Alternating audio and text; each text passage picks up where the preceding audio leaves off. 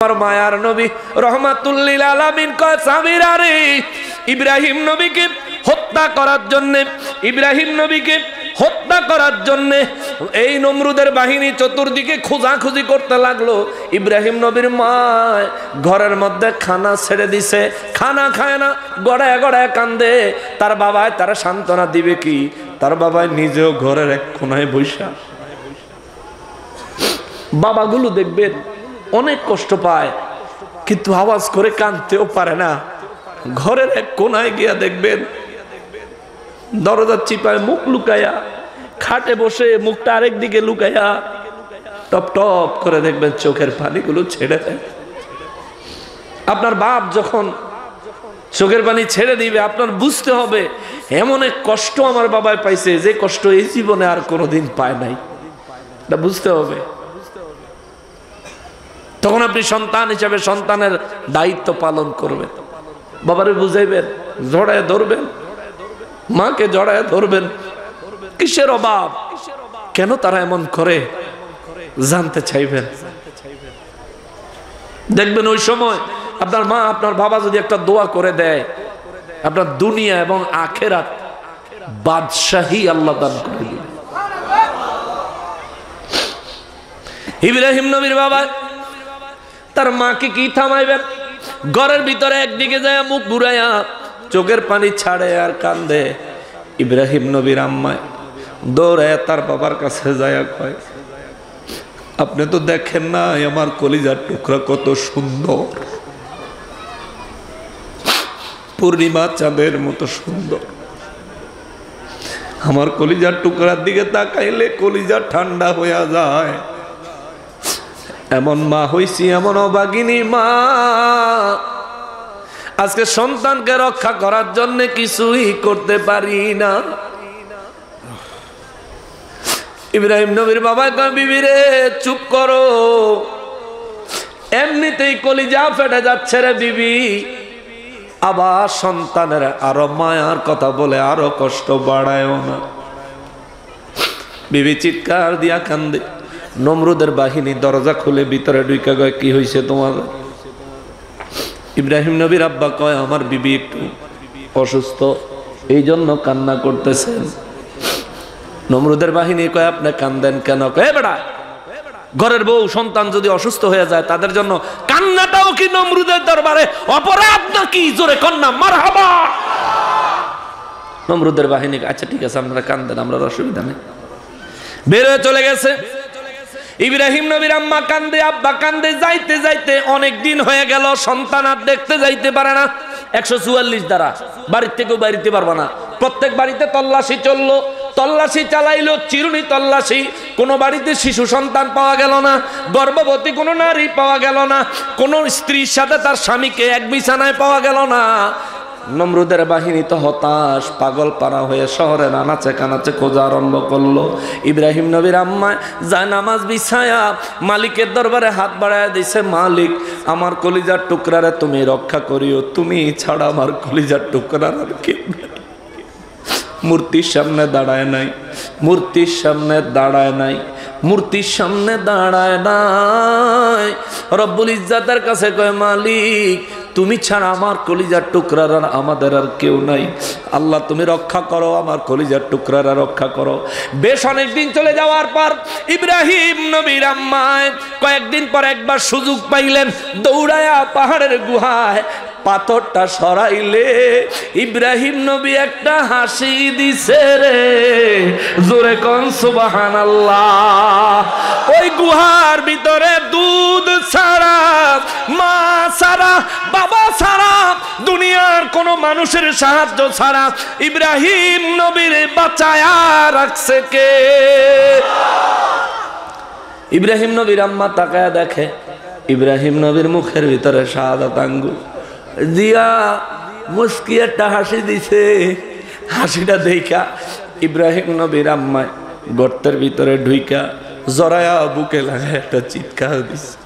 বুকে যখন ধরছে, মায়ের বুকের সাথে চাপ লাগা মুখের থেকে আঙ্গুলটা বাইর হয়ে গেছে, বাইর হয়ে গেছে। আর ইব্রাহিম নবীর আম্মা তাকায়া দেখে ইব্রাহিম নবীর আঙ্গুল দিয়া ছিট ছিট করে দুধ বাহির হয়। জোরে কোন সুবহানাল্লাহ, আল্লাহু আকবার। এ হিন্দু ভাইয়েরা রে, ও মূর্তি পূজক ভাইয়েরা, উনি হলেন আমার আল্লাহ।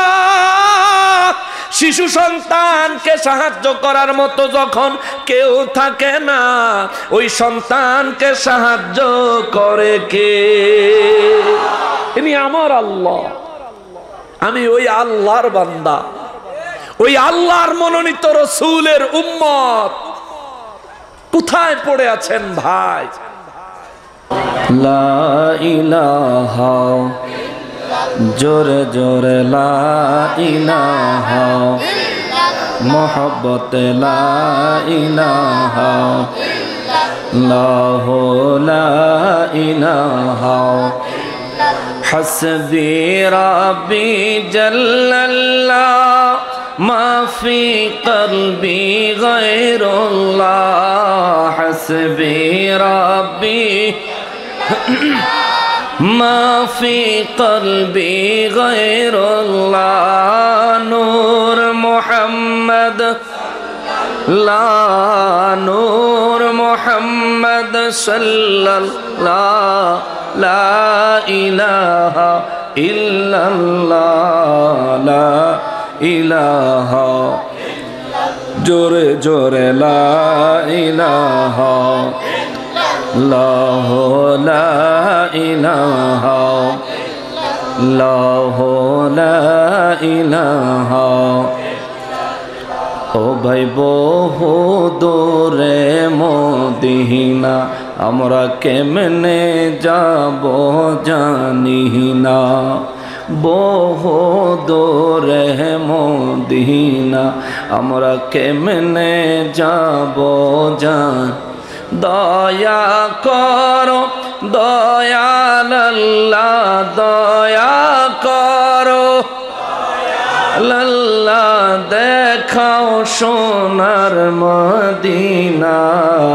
লা ইলাহা ইল্লাল্লাহু, লা ইলাহা ইল্লাল্লাহু, লা ইলাহা ইল্লাল্লাহু, লা ইলাহা ইল্লাল্লাহু, মুহাম্মাদুর রাসূলুল্লাহ সাল্লাল্লাহু আলাইহি ওয়াসাল্লাম। আল্লাহুম্মা সাল্লি আলা মাওলানা মুহাম্মদ ওয়া আলা আলি মাওলানা মুহাম্মদ। আল্লাহুম্মা সাল্লি সাইয়্যিদিনা মাওলানা মুহাম্মদ ওয়া আলা আলি।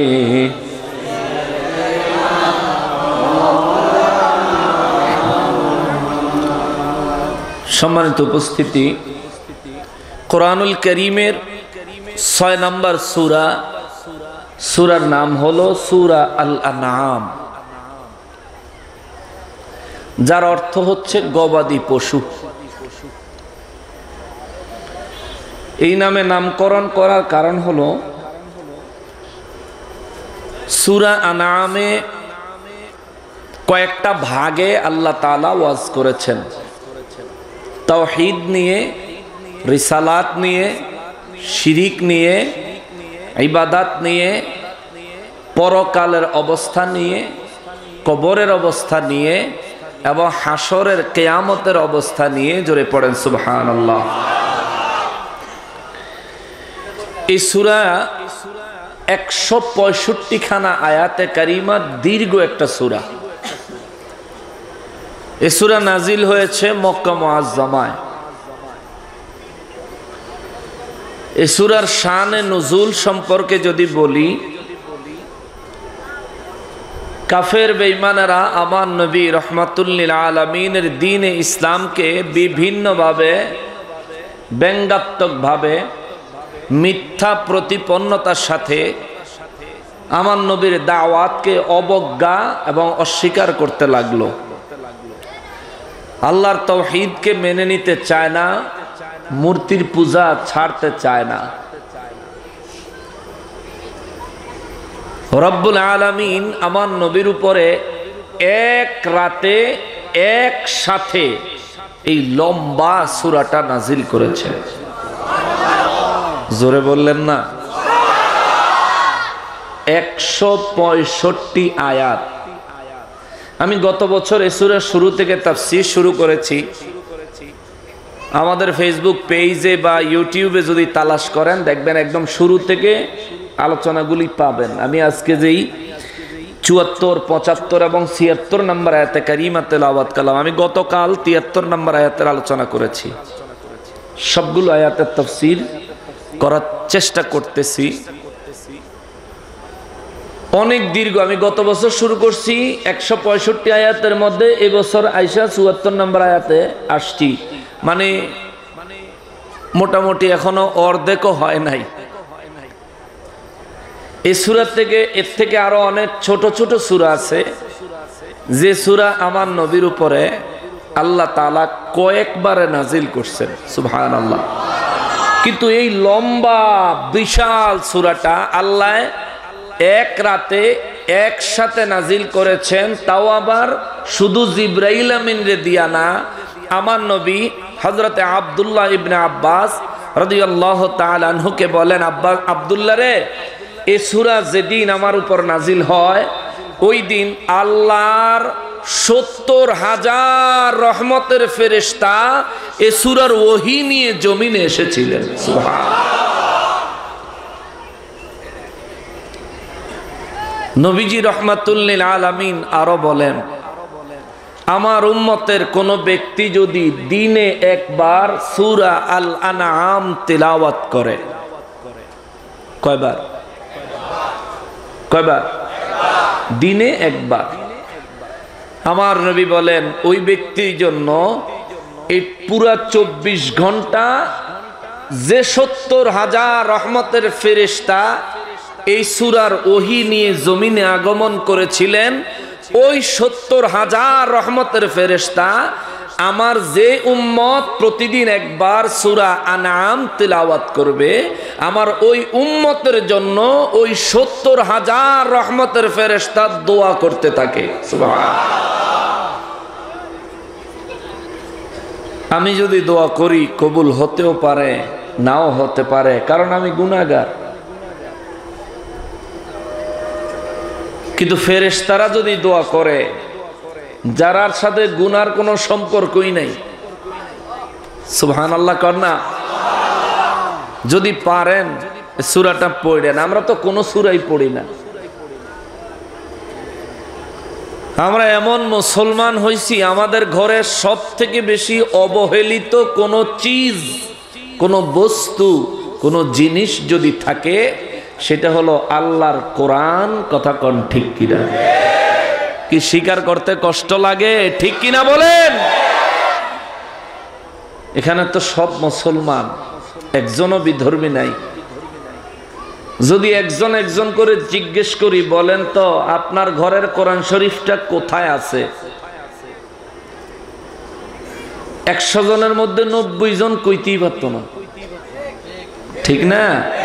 যে ঘরে কোন জায়গায় কোন জানি আছে, বলতে না পারার কারণ কি? কোরআন শরীফের সাথে যোগাযোগ নাই। অথচ কোরআন শরীফ হলো এমন এক জিনিস, আমার নবী বলেন 3 দিকে শুধু তাকায়া থাকলেই সওয়াব হয়। জোরে কোন সুবহানাল্লাহ। কয় দিকে? জোরে কয় না। কয় দিক? 1 নম্বরে নবী বলেন কাবা শরীফের দিকে খালি তাকায়া থাকলে, কিছু পড়ুক বা না পড়ুক, চুপচাপ তাকায়া থাকলেও নেক লিখতেই থাকে। জোরে কন্যা সুবহানাল্লাহ। 2 নবী বলেন আল্লাহর কোরআন পড়তে পারো বা না পারো, খালি এটার দিকে তাকায়া থাকলেই সওয়াব হয়। সুবহানাল্লাহ। 3 নাম্বার, বাবার চেহারার দিকে তাকায়া থাকলেই সওয়াব হয়। জোরে কয় না। এনে মনে হয় যারার বাপ নাই হেরা মনে হয় কয় না, চিন্তা করে আমরা তো বাপ নাই, এই নেয়ামত থেকে আমরা তো বঞ্চিত।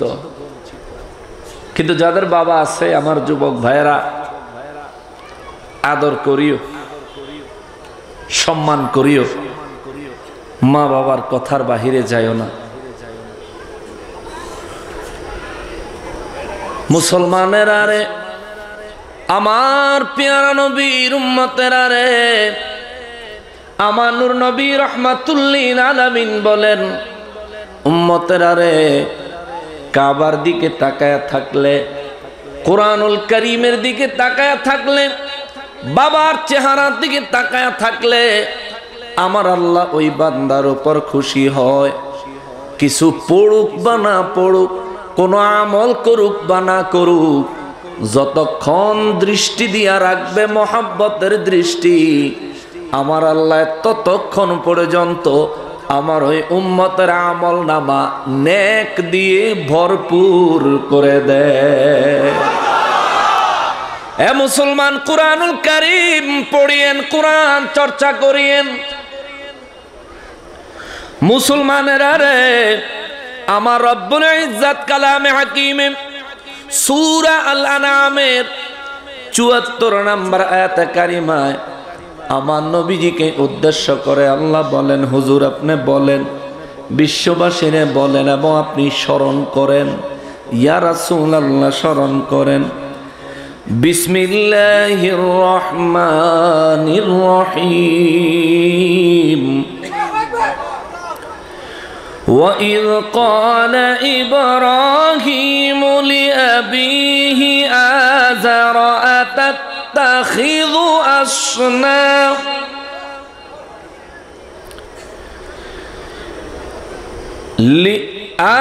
لِأَبِيهِ آزَرَ أَتَتَّخِذُ أَصْنَامًا آلِهَةً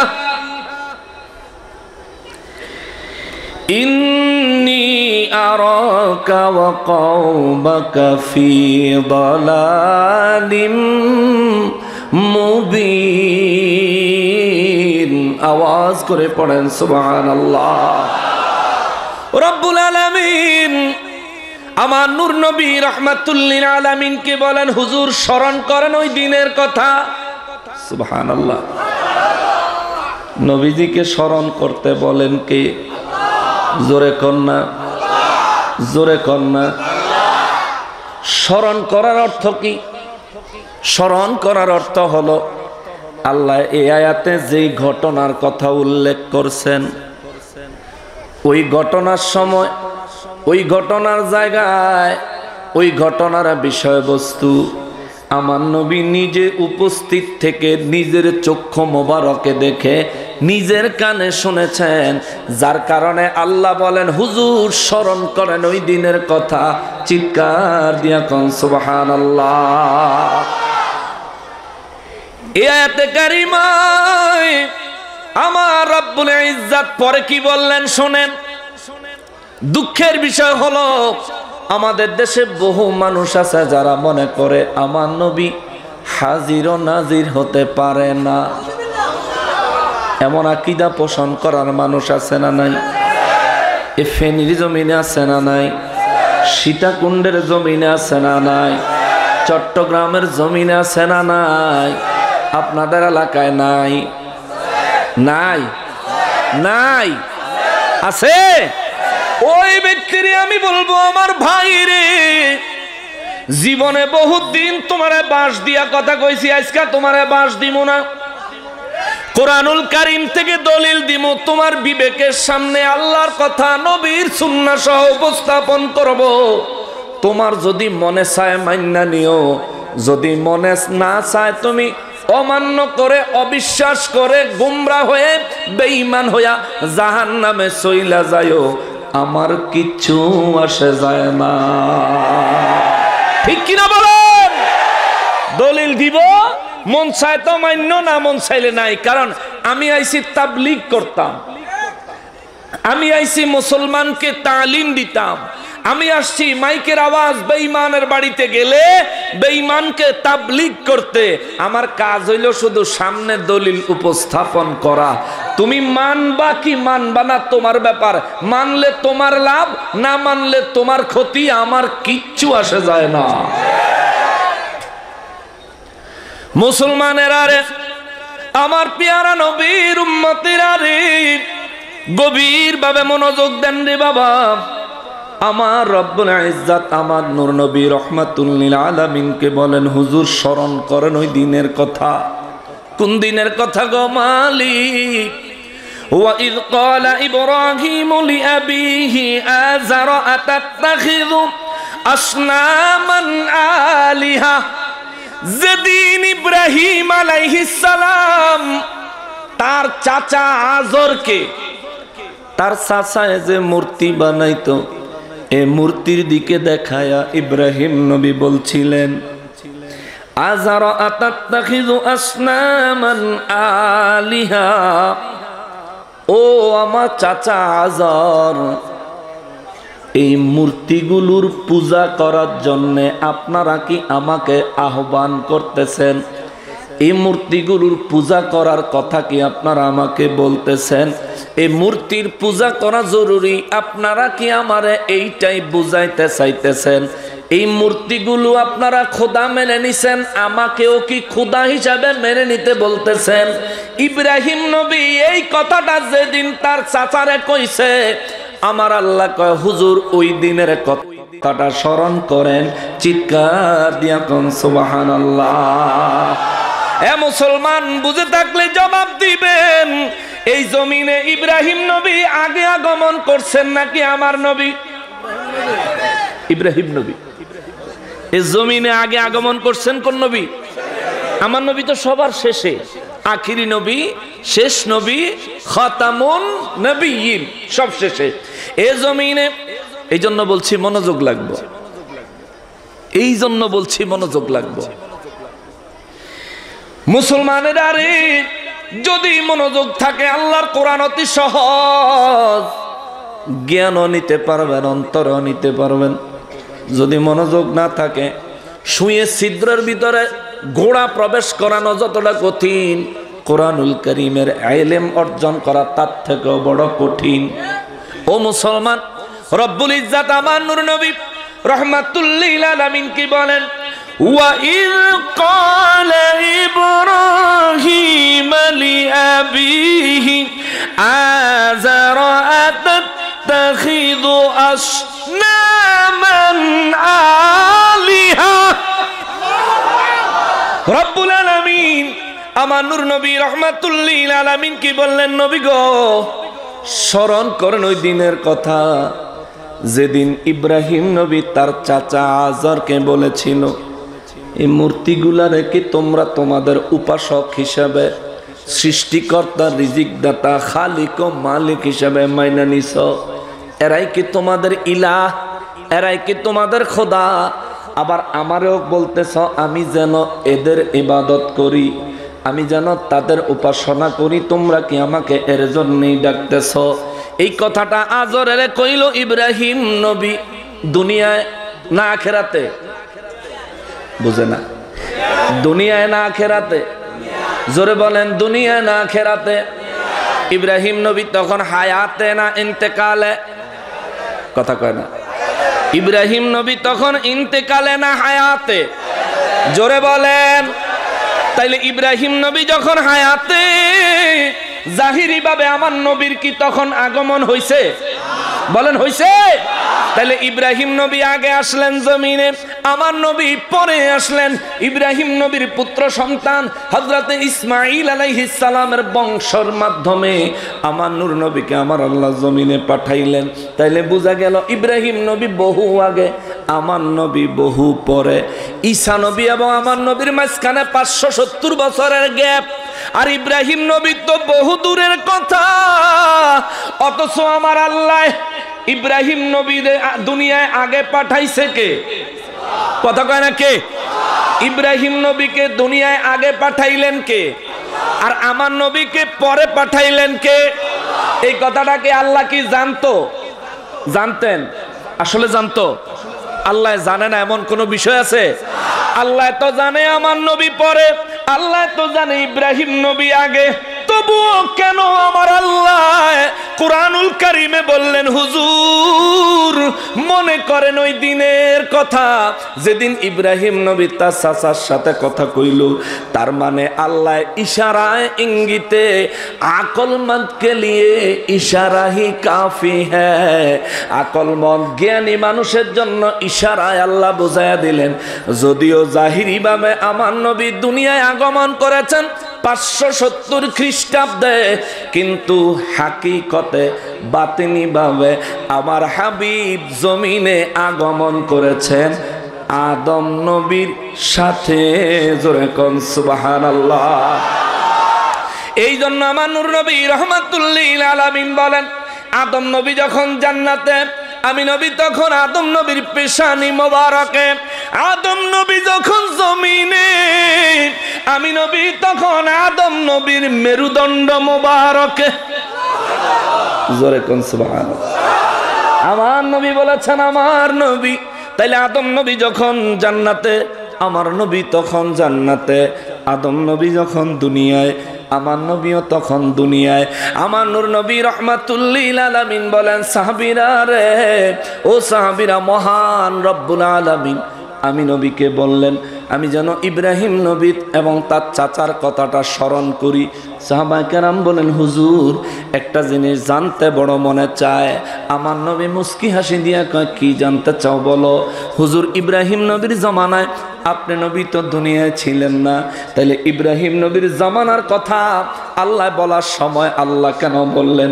আপনি স্মরণ করেন ওই দিনের কথা, স্মরণ করেন গো নবী ওই দিনের কথা। আমার নবী রহমাতুল্লিল আলামিন বলেন সাহাবীরা রে, আমার উম্মতের খবর দিও আমি নবী জাহিরি ভাবে দুনিয়ায় আগমন করেছি 570 খ্রিস্টাব্দে, কিন্তু ইব্রাহিম নবীর সময় আমি নবী ইব্রাহিম নবীর মেরুদণ্ড মোবারকে। জোরে কোন সুবহানাল্লাহ। তাহলে ইব্রাহিম নবী যখন দুনিয়ায়, ওই সময় আমার নবীকে হাজির ও নাজির থাকার ক্ষমতা দিয়েছেন কে? জোরে কোন কে? এই জন্যই তো সূরা নিসা 41 নম্বর আয়াতে কারিমায় আমার আল্লাহ বলেন নবী গো বিশ্ববাসীরে জানায়া দেন সমস্ত উম্মতের ব্যাপারে তাদের নবীদের থেকে আমি আল্লাহ হাসরের ময়দানে সাক্ষী নিব। সমস্ত নবীদের ব্যাপারে আপনি নবীর কাছ থেকে আমি আল্লাহ রাজ সাক্ষী নিব। রাজ সাক্ষী কারা কয়? ওলামায়ে কেরাম মওজুদ। রাজ সাক্ষী কারা কয়? যে ব্যক্তি ঘটনা নিজের চোখে দেখে, নিজের কানে শুনে এবং ঘটনাস্থলে নিজে উপস্থিত ছিল, তারা কয় রাজ সাক্ষী। রাজ সাক্ষী, রাজ সাক্ষী। আদম নবীর পক্ষে সাক্ষী দিবেন আমার নবী, মুসা নবীর পক্ষে সাক্ষী দিবেন আমার নবী, ঈসা নবীর পক্ষে, মুসা নবীর পক্ষে, ইব্রাহিম নবীর পক্ষে, এক কথায় 1,23,999 জন নবীর পক্ষে আমার নবী সাক্ষ্য দিবেন। আর আমার নবীর সাক্ষ্য হবে ফাইনাল সাক্ষ্য, আমার নবীর সাক্ষী হবে রাত সাক্ষী। আমার নবী যার পক্ষে সাক্ষী দিবে তার জন্য নাজাত, তার জন্য নাজাত, তার জন্য নাজাত। যার বিরুদ্ধে আমার নবী মামলা দিবে রে, আল্লাহর জাহান্নাম থেকে বাঁচানোর মতো আর কেউ থাকবে না। কথা বলেন ঠিক কিনা? মুসলমান রে, এখান থেকেও তো ইমানি একটা শিক্ষা নিতে পারেন। আল্লাহর জান্নাত সেই পাবে নবী যার পক্ষ নিবে। ঠিক কিনা বলেন? এটারে যদি একটু ঘুরায় বলি, আল্লাহর জান্নাত সেই পাবে দুনিয়ায় যে ব্যক্তি নবীর পক্ষ নিবে। ঠিক কিনা বলেন? যারা নবীর পক্ষ নিল তারাই জান্নাতের হকদার, যারা নবীর পক্ষ নিল তারাই জান্নাতের হকদার। ও মুসলমান, ডালিপাড়া মিলাদুন নবী সাল্লাল্লাহু আলাইহি ওয়াসাল্লাম মাহফিল উদযাপন কমিটির যুবক ছেলেরা মিলে আজকে কত সুন্দর একটা জান্নাতের বাগান সাজাইলো। এই বাগানটা কি নবীর পক্ষে না বিরুদ্ধে? কিন্তু মিলাদুন নবীর টাইটেল দেখা চেহারা গোমরা হয়ে গেছে এমন মানুষ সমাজে আছে না নাই? এই এলাকাত নাই? আছে। জুলুস দেখলে শরীরে চুলকানি ধরে, আছে না নাই? আরে মুসলমান, এ মুসলমান, তুমি টুপি মাথায় দেওয়ার হকদার নও, পাঞ্জাবি গায়ে দেওয়ার হকদার নও, মুখে দাড়ি রাখার হক তোমার নাই, মসজিদের ইমাম খতিব হওয়ার হক তোমার নাই। কেননা যে নবীর খাতিরে টুপি পাইছো, যে নবীর খাতিরে জুব্বা গায়ে দিছো, যে নবীর সুন্নাত দাড়ি মুখে রাখছো, যে নবীর কারণে ইমাম হয়েছো মানুষ সম্মান করে বেতন দেয়, যে নবীর কারণে মুয়াজ্জিন হয়েছো মানুষ সম্মান করে বেতন দেয়, ওই নবীর আগমনে, ওই নবীর মিলাদুন নবীতে তুমি যেহেতু খুশি হইতে পারলা না, আমরা তো বাহ্যিকভাবে বুঝতে পারি তুমি মুসলমান হইতে পারো না। ঠিক কিনা বলো? আল্লাহু আকবার।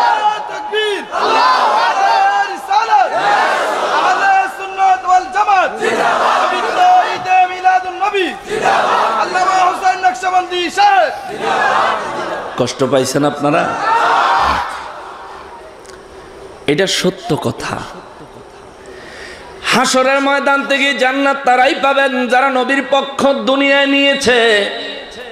এই জন্য নবীর পক্ষ কে নিল কে নিল না কবরে প্রশ্ন শুরু হয়ে যাবে। মার রব্বুকা, আল্লাহর প্রশ্ন।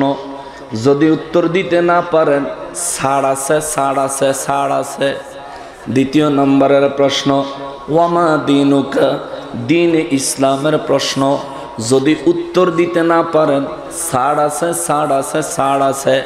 তিন নম্বরের প্রশ্ন মুমিন হইলে কিংবা মুনাফিক হইলে জিজ্ঞেস করবে মা কুনতা তাকুলু ফি হাক্কি হাদার রাজুলুল্লাযী বুইসা ফীকুম। এই যে ব্যক্তি তোমাদের মাঝে শিক্ষক হয়ে আগমন করেছিলেন, কি হয়ে? কি হয়ে? কি হয়ে? তাহলে আমার নবী নিজের নাম দস্তখত করতে জানতেন না, এই কথা কি সত্য না মিথ্যা? কবরের ভিতরে ফেরেশতা পর্যন্ত বলবে মা কুনতা তাকুলু ফি হাক্কি হাদার রাজুলুল্লাযী বুইসা, বুইসা, বুইসা ফীকুম। তোমাদের মাঝে এই যে ব্যক্তি শিক্ষক হয়ে আগমন করেছিলেন, এই ব্যক্তি সম্পর্কে দুনিয়ায় তুমি কি বলতা? হাকিকতে হলো এই ব্যক্তি সম্পর্কে দুনিয়ায় তোমার আকীদা বিশ্বাস কি ছিল? চিৎকার দিয়া বলেন সুবহানাল্লাহ। এবার মুনাফিক যে হবে, বুখারী শরীফের 1257 নম্বর হাদিস, আমার নবী বলেন মুনাফিক যখন হবে, মুনাফিকের আকীদা আমি নবী সম্পর্কে ঠিক নাই। আসেনি? ঠিক আছে? মুনাফিকের আকীদা তো এখনো ঠিক নাই। মুনাফিক একবার কয় নবীরে মানুষ, আবার কয় নবীরে মাটির মানুষ, বলে না? মুনাফিক কয় নবীজিরে আল্লাহ যতটুকু ইলম জানায় নবী ততটুকু জানে, আবার কয় নবী ইলমে গায়েব জানে না। ঠিক না? এমন কথা বলে। মুনাফিকরা কয় হেফাজতের আন্দোলনে আমার নবী মতিঝিল সাহাবায়ে কেরামদেরকে নিয়ে আসছে, আবার ওয়াজের ময়দানে কয় নবী হাজির নাজির হওয়ার ক্ষমতা রাখে না। ঠিক কিনা? নাউজুবিল্লাহ। আরো জোরে সবাই মিলে। তাদের কথাগুলোর কোনো মিল আছে? এটা মুনাফিকের কথা। ও মতিঝিল হইলে হেফাজতের আন্দোলনে সাহাবায়ে কেরাম সহ নবী সহ আয়েশা হাজির হইতে পারেন, কোনো অসুবিধা নাই। কে কইছে? জুনায়েদ আল হাবিব সাহেব বক্তব্যের মধ্যে কইছে। শফি সাহেব বলে স্বপ্ন দেখছে। জুনায়েদ আল হাবিব সাহেব তো মতিঝিলে নবী যদি সাহাবায়ে কেরামদেরকে লইয়া তোমাদের রাজনৈতিক মিছিলে আইসা অংশগ্রহণ করতে পারেন, হেন কোনো ফতুয়া নাই, হারামের নাজায়েজের নবী পারে না এমন কোনো ফতুয়া নাই। শুধু সুন্নি নবী প্রেমিক, নবীর দিদার পেয়েছে, নবীকে দেখেছে, নবীর শানে দাঁড়ায় সালাম দিলেই তোমাদের ফতুয়াবাজিতে প্রমাণ হয় সুন্নিরাই হক, তোমরাই ভণ্ড। সুন্নিরাই হক, তোমরা মিথ্যাবাদী। কথা শুনতে হয়তো খারাপ মনে হতে খারাপ লাগতে পারে, কিন্তু এটা বাস্তব কথা। সত্য তিতা, কিন্তু সত্যের ফল অতি মিষ্টি। হজম করতে শিখেন, হজম করতে শিখেন। মুসলমানেরা রে, আমার পেয়ারা নবীর উম্মতেরা রে, রব্বুল ইজ্জাত আমার নূর নবী রাহমাতুল্লিল আলামিনকে বললেন, হুজুর স্মরণ করেন ওই দিনের কথা যেদিন ইব্রাহিম নবী তার চাচা আজরের সাথে কথা কয়। তাহলে ইব্রাহিম নবী যেদিন তার চাচার সাথে কথা কয়, সেদিন আমার নবী হাকিকতে জমিনে আছেন না নাই? হাকিকতে, হাকিকতে জাহিরি ভাবে নাই আর কি, হাকিকতে আছেন। সাহাবায়ে কেরাম বলেন, হুজুর তখন আপনি ছিলেন, এই একটা প্রমাণ আমরা চাই হুজুর, একটা দলিল চাই, একটা বাস্তব প্রমাণ আমাদেরকে দেন। আমার নবী বলেন, সাহাবীরা রে, যদি বাস্তব প্রমাণ দেওয়া লাগে তাইলে তো একটা গায়েবের খবর কইয়া দেওয়ান লাগে। জনে কোন সুবহানাল্লাহ।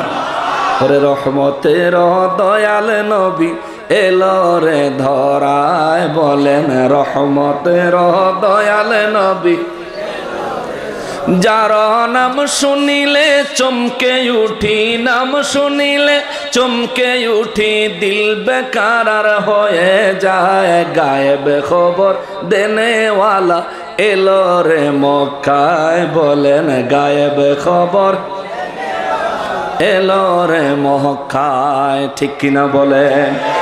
আমার নূর নবী রাহমাতুল্লিল আলামিন বলেন, সাহাবীরা রে, যদি এটার হাকিকত বলতে যায় তা গায়েবের খবর কইয়া দেওয়া লাগবো। ইয়া রাসূলুল্লাহ, কোন গায়েবের খবর? আমার নবী বলেন, তাইলে শোনো, ইব্রাহিম নবীরে যখন নমরুদে আগুনে ফালায়, নমরুদ ইব্রাহিম নবীকে যখন আগুনে ফালায়, ইব্রাহিম নবীকে আগুনে নিক্ষেপ করা হলো। ইব্রাহিম নবী আগুনের ভিতরে অবস্থান করতেছেন, আগুন জ্বলতেছে, ইব্রাহিম নবী অবস্থান করতেছে, কিন্তু ইব্রাহিম নবী কি জ্বলে গেছে? জ্বলছে? এই বিষয়ে কিন্তু সবাই একমত, সব দলের হুজুররা একমত। ইব্রাহিম আলাইহিস সালামের নমরুদ আগুনে ফেললো, আমার নবী ওয়াজ করতেছেন, ইব্রাহিম আলাইহিস সালামের নমরুদে আগুনে ফেললো, আগুন জ্বলতেছে, ইব্রাহিম নবী ভিতরে বসে আছেন, ইব্রাহিম নবীর শরীরের একটা পশমও জ্বলে না।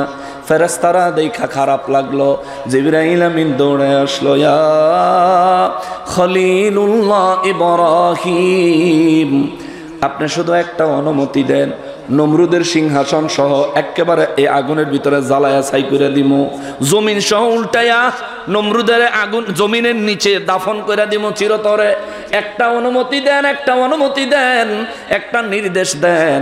ইব্রাহিম নবী বললেন, আমি তোমারে নির্দেশ দিতাম, তুমি আমারে প্রস্তাব করতেছ কেন?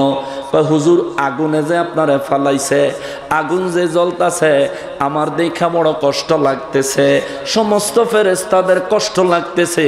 ইয়া রাসূলুল্লাহ, সব ফেরেশতারা হা হুতাশ করতেছে, আল্লাহর দরবারে ফরিয়াদ করতেছে, মালিক ইব্রাহিম নবী বুঝি শেষ হইয়া গেল। ইব্রাহিম আলাইহিস সালাম কয়, জিবরাইল রে মনোযোগ, এ জায়গায় মনোযোগ, এখানে এখানে এখানে। ইব্রাহিম নবী কয়, জিবরাইল, সব ফেরেশতারা হা হুতাশ করতেছে, ইব্রাহিম নবী বুঝি শেষ হইয়া গেল। তুমি একটু তাকায়া দেখো, আমি তো ঠিকই আছি। জোরে, আরো জোরে। জিবরাইল আমিন যখন ইব্রাহিম নবীর সাথে কথা কয়, ইব্রাহিম নবী তখন আগুনের বাইরে না ভিতরে? বাইরে না ভিতরে? নবী আমার রাহমাতুল্লিল আলামিন বলেন, সাহাবীরা রে মনোযোগ। জিবরাইল আমিন ইব্রাহিম নবীরে কয়, হুজুর আপনারে তো ঠিকই তো আছে, আপনি তো জ্বলতেছেন না, তবুও কষ্ট লাগে। ইব্রাহিম নবী কয়, জিবরাইল, আমি আগুনে জ্বললে আমারে দেখা তোমার কষ্ট লাগে, যিনি আমারে বানাইছে আমি যার তাওহীদের দাওয়াত দেই, আমি যার কুদরতের কদমে সিজদা লাগাই, যারে আমার খালিক ও মালিক সৃষ্টিকর্তা রিজিক দাতা রব হিসাবে মেনে নিয়েছি, আমার এই রব্বুল আলামিনের কি কষ্ট লাগে না? জোরে কোন সুবহানাল্লাহ। জিবরাইল আমিন সঙ্গে সঙ্গে সেখান থেকে এক দৌড়ে সিদরাতুল মুনতাহা যা ডাক দিছে রব্বুল আলামিন। নমরুদের মতো বেঈমান খোদাদ্রোহী নিজেকে খোদা দাবি করে নেওয়ালা এ বেঈমানে ইব্রাহিম নবীর আগুনে নিক্ষেপ করলো। ইব্রাহিম নবী আগুনের ভিতর অবস্থান করতেছে। আপনি কি এখনো চুপ থাকবেননি? কুদরতি ভাবে নজর দিয়া দেখেন, সব ফেরেশতারা হট্টগোল লেগে গেছে। সব ফেরেশতারা নিজ নিজ জায়গা থেকে সবাই আফসোস করতেছে, আক্ষেপ করতেছে, আপনার দরবারে ইব্রাহিম নবীর সাহায্য চাইতেছে। আল্লাহ জিবরাইলকে কয়, জিবরাইল যাও যাও যাও, কোনো কথার উত্তর দেয় না। জিবরাইল আমিন ফেরেশতাদের কথা কইলো, অবস্থার কথা কইলো, নমরুদের কথা কইলো, আমার আল্লাহ কোনো কথা কয় না, একটা মাত্র কথা কইলো, জিবরাইল যেহেতু খবর নিয়ে আইছো, যাও আগুনের কাছে একটা আমি আল্লাহর একটা ওহী পৌঁছায়া দাও।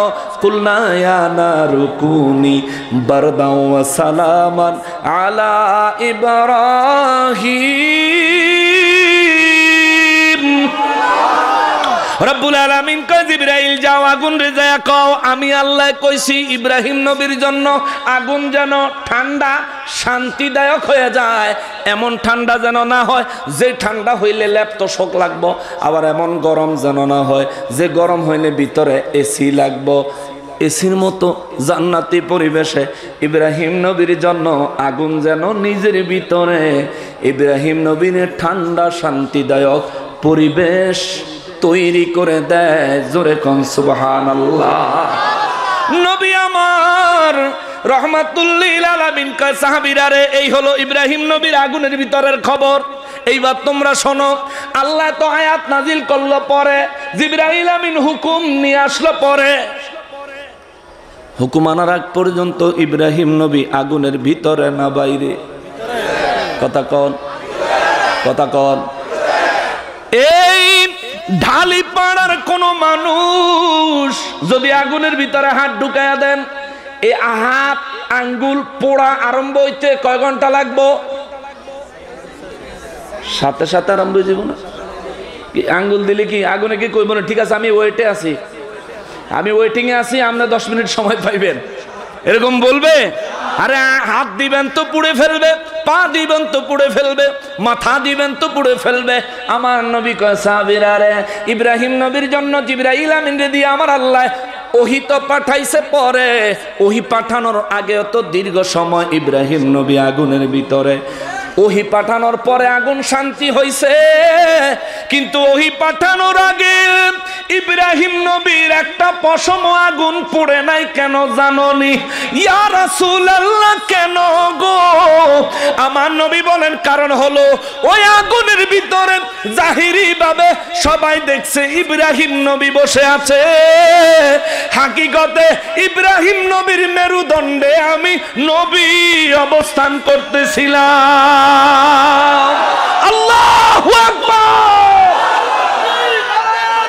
আল্লাহু আকবার, ইয়া রাসূলুল্লাহ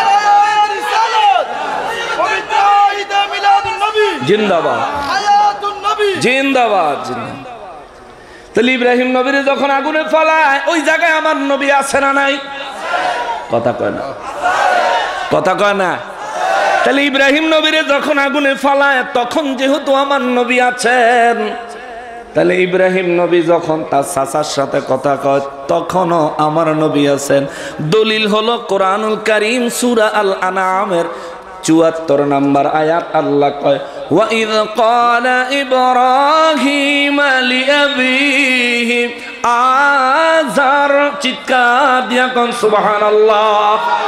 রব্বুল আলামিন দলিল দিলেন, হুজুর স্মরণ করেন, মনে করেন ওই দিনের কথা।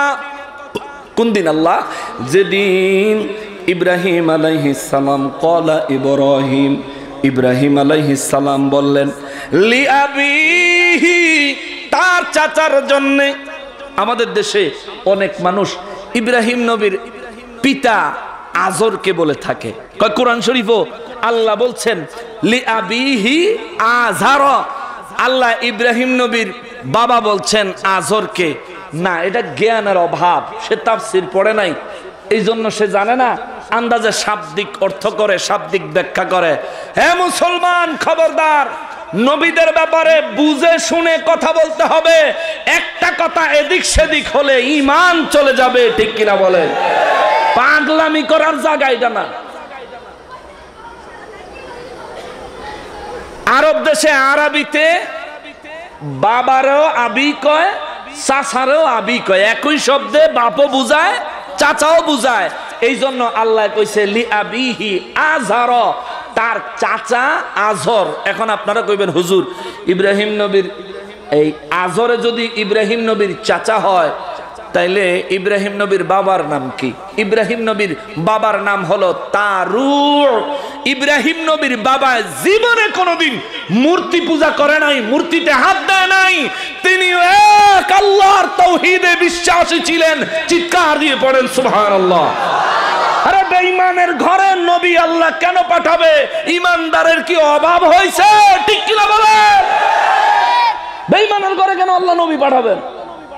ঈমানদারের কি অভাব হয়েছে নাকি?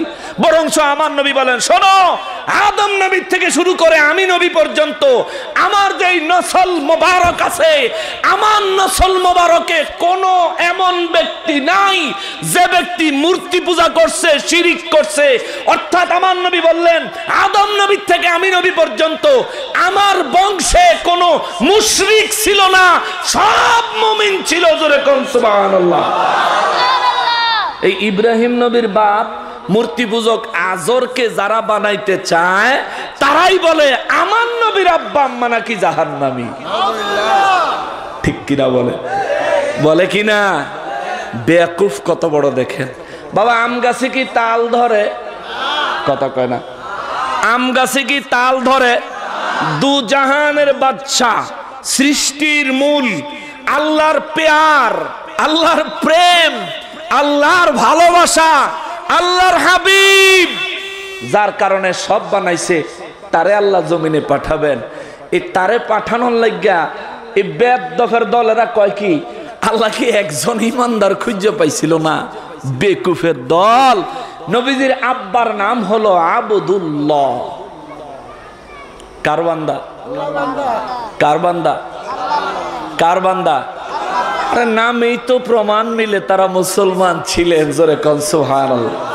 নামেই তো প্রমাণ। নবীর মায়ের নাম হচ্ছে আমেনা, ইমানদার। সুবহানাল্লাহ কর। নবীর মায়ের নাম হইলো আমেনা, বাপের নাম হইলো আব্দুল্লাহ। বাপ হইলো আল্লাহর বান্দা, মা হইলো ইমানদার। নামের মধ্যেই তো ঈমান আর ইসলাম আর আল্লাহর তাওহীদের সব কিছু খুঁজে পাওয়া যায়। তবুও যারা দেখেও দেখে না, আমরা তাদেরকে বলবো, ভাই গাদ্দারি আর গোরামি কইরো না, মরণও লাগবো, কবরও যাওয়ানো লাগবো। এই ধরনের চিন্তা, এই ধরনের বক্তব্য দুনিয়ায় দিয়া তওবা না করে যদি কবরে রওনা দাও, তাহলে তোমার লাগা মুগুর অপেক্ষা করতেছে। মুগু, ডেঞ্জারাস মুগু। মুসলমানেরা রে, আমার পিয়ারা নবীর উম্মতেরা রে, তাইলে বুঝে থাকলে আমাকে জবাব দেন, আজর কি ইব্রাহিম নবীর বাবা না চাচা? কথা কয় না? সবাই বলেন।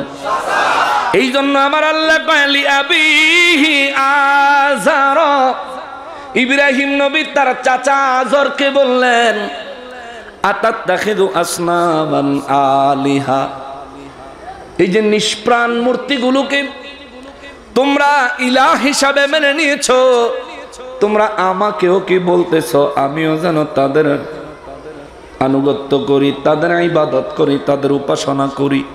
তার চাচারে ইব্রাহিম নবীরে যখন কইল আয় রে বাবা আয়, ইব্রাহিম নবীর চাচা কয় আয় রে বাবা আয়, মূর্তির পূজার বড় মেলা চলতেছে, বড় পূজার সময় যাইতেছে। ইব্রাহিম নবী কয় তোমরা কি আমাকে এই মূর্তিগুলোর পূজা করতে বলতেছ? তার চাচা কইল হা হা হা। ইব্রাহিম নবী কয় এই মূর্তির পূজা আমি কোনোদিন করব না। কয় কেন কেন কেন? ইব্রাহিম নবী জবাব দেয়, ইন্নী আরাকা ওয়া কওমাকা ফি দালালিম মুবিন।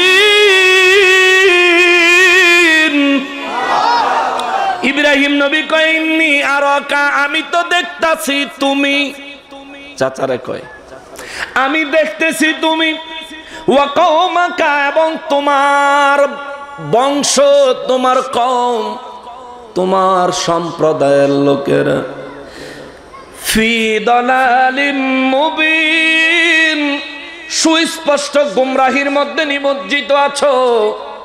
যাদের পূজা করতেছ, ও চাচা তোমার কি লজ্জা লাগে না? তা চাচা কয় দূর বেড়া, লজ্জা লাগার কি আছে? কয় চাচা তুমি কি বলো এইটা তোমার খোদা? কয় হ্যাঁ। কয় সত্যি করে কয়ো চাচা এইটা তোমার খোদা? কয় হ্যাঁ। তুমি কি মনে করো এইটা তোমারে বানাইছে? কয় হ্যাঁ। ইব্রাহিম নবী কয় আমি তো দেখছি তুমি তারে বানাইছো। সুবহানাল্লাহ কোন না? ও চাচা এইটা তোমারে বানাইছে, প্রমাণ আসেনি? সাক্ষী আসেনি? সাক্ষী থাকলে আমারে দাও, প্রমাণ থাকলে আমারে দাও। কিন্তু তুমি যে এটারে বানাইছো এটা সাক্ষী হইলাম আমি স্বয়ং নিজে। সুবহানাল্লাহ কোন? ইব্রাহিম নবীর চাচা কয় বেটা পণ্ডিতি করিস না, যুগ যুগ ধরে এটাই আমাদের খোদা। ইব্রাহিম নবী কয় আমার আব্বা আমার আম্মা তো জীবনেই খোদার ইবাদত করলো না, এই খোদারে খোদা হিসাবে মানলো না, তো আমার আব্বা আম্মার কি হইছে? কয় আমরা জানি না তোর আব্বা আম্মার কি হইছে। ইব্রাহিম আলাইহিস সালাম বলেন চাচা গো চাচা, ও চাচা নিজেরা নিজের হাতে বানায়া এইটারে সুন্দর কইরা সাজায়া মানুষের মতো গয়না লাগায়া এটার সামনে সেজদা লাগাইলা, এটার কাছে সাহায্য চাইলা, এটার কাছে রিজিক চাইলা, বিপদ থেকে মুক্তি চাইলা, পরকালে স্বর্গ চাইলা। ও চাচা এটার সামনে নাচানাচি করলাম, গাওয়াগাওয়ি করলাম, কীর্তন গাইলা। ও চাচা, চাচা গো, আবার পূজা শেষে নিজেরাই যত্ন সহকারে কান্দে কইরা নিয়া ফানি চুবাইলা। ঠিক কিনা বলে? কিছুদিন আগে দুর্গা পূজা গেছে নি, ওই দুর্গা পূজার সময় আমি অষ্টগ্রাম মাহফিলে যাইতেছিলাম গত 24 তারিখে অক্টোবরের। যাওয়ার সময় নৌকা পার হইতে হয়, নৌকার ঘাটে নদীর ঘাটে দেখি এক পার্টি সুবাইয়া গেছে, আর এক পার্টি সুবানের লাগা সারা নদীর ডিজে গান বাজায়া ঘুরাইতেছে। মুখলিসুর রহমান বাঙ্গালী হুজুর আর আমি নদীর ঘাটে দাঁড়ায় রয়েছি। মুখলিসুর রহমান বাঙ্গালী হুজুর রে আমি কই হুজুর হ্যাঁ গো ভগবানে কি ডিজে গান ছাড়া কিছু বুঝে না? আমি কইলাম হুজুর ডিজে গান ছাড়া কোনো গান কি হ্যাঁ গো ভগবানে বুঝে না? এ কইতে দেরি লগে লগে আবার ফাল্টায় হিন্দি গান লাগাইছে ওরা। ওরা তো আমরার কথা শুনে নাই, আমরা তো নদীর পারে কিনারে, ওরা হইলো মাঝখানে নৌকা লইয়া ঘুরতেছে, ভগবান রে নদী ভ্রমণ করাইতেছে আর ভালো মতন ডিজে গান শুনাইতেছে। মুখলিসুর রহমান বাঙালি সব কয় কতক্ষণ দিলে ডিজে ভালো মন্দ কিছু বুঝলাম না, ওখানে লাগাইলে হিন্দি। এই তোকে খোদাই কি বাংলা বুঝে না রে? আমি কই হুজুর এখনো বেশি আলাপ সালাপ দিয়েন না, তারারও একটা ধর্ম স্বাধীনতা আছে, কিছু কইেন না। তারা এনে হয়েছে মূর্তি চুবাইতে পারে, আমি আর আমনে মোল্লা দুনোটারে চুবাইব দে। যাতা গমতে যেন কইেন না, যেন যাইতে লইছেন চলেন আমরা হেন যাই। মুসলমানের যদিও মজার চলে কথাটা বললাম, আশেপাশে কি হিন্দু পাড়া আছে? আছে? ওই হিন্দু পাড়া কি মাইকের আওয়াজ যায়? ওনারা শুনবে? আমরা হিন্দু ভাইদেরকে অনুরোধ করে বলি আপনাদের ধর্মকে হেয় প্রতিপন্ন ছোট করছি না, আপনারা একটা ধর্মের অবলম্বন করেন, আপনাদেরকে খাটো করছি না। তবে আপনাদের বিবেকের সামনে কিছু কথা দেই, যে কথাগুলো আমার কথা না, এই কথাগুলো হলো যিনি আমাকে বানাইছেন তিনি আপনাকেও বানাইছেন। আমি মুসলমান হয়েছি, আপনি হিন্দু হয়েছেন, অথচ আমার রিজিক দেয় যে আল্লাহ, আপনার রিজিক দেয় সে আল্লাহ। যে জমিনে আপনি ঘুরে বেড়ান এটা আমার আল্লাহর জমিন। যে আল্লাহর জমিনে চলতে পারেন, যে আল্লাহর রিজিক গ্রহণ করতে পারেন, যে আল্লাহর দেওয়া তৌফিকে সুস্থ আছেন, ওই আল্লাহকে রব হিসাবে মেনে নিতে অসুবিধা কোথায়? কথা বলেন ঠিক কিনা? এ মুসলমান, তাবলীগ চলছে, তাবলীগ তাবলীগ তাবলীগ। দ্বীনের দাওয়াত দিচ্ছি ওই হিন্দু ভাইদেরকে, দ্বীনের দাওয়াত দিচ্ছি যারা গৌতম বুদ্ধের পূজা করে বৌদ্ধদেরকে, দ্বীনের দাওয়াত দিচ্ছি সমস্ত মূর্তি পূজকদেরকে। শোনো, আজরে ইব্রাহিম নবীর চাচা ছিল, সে নিজে সর্বশ্রেষ্ঠ মূর্তির কারিগর ছিল। সে মূর্তি বানাইতো, মূর্তি বিক্রি করত, মূর্তির উপাসনা করত।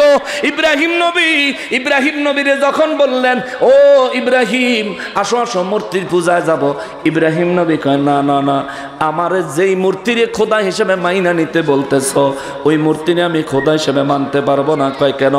ইন্নী আরাকা, নিশ্চয় আমি ইব্রাহিম দেখতাছি তোমারে গো চাচা, আমি তোমারে দেখতেছি, ওয়া কাউমাকা, এবং তোমার সম্প্রদায়কেও দেখতেছি, তোমার গোষ্ঠীর তোমার জাতের লোকদেরকেও দেখতেছি, ফি দালালিম মুবিন, তোমরা তো সুস্পষ্ট গুমরাহির মধ্যে, কুফুরির মধ্যে নিমজ্জিত। চিৎকার দিয়া কোন সুবহানাল্লাহ।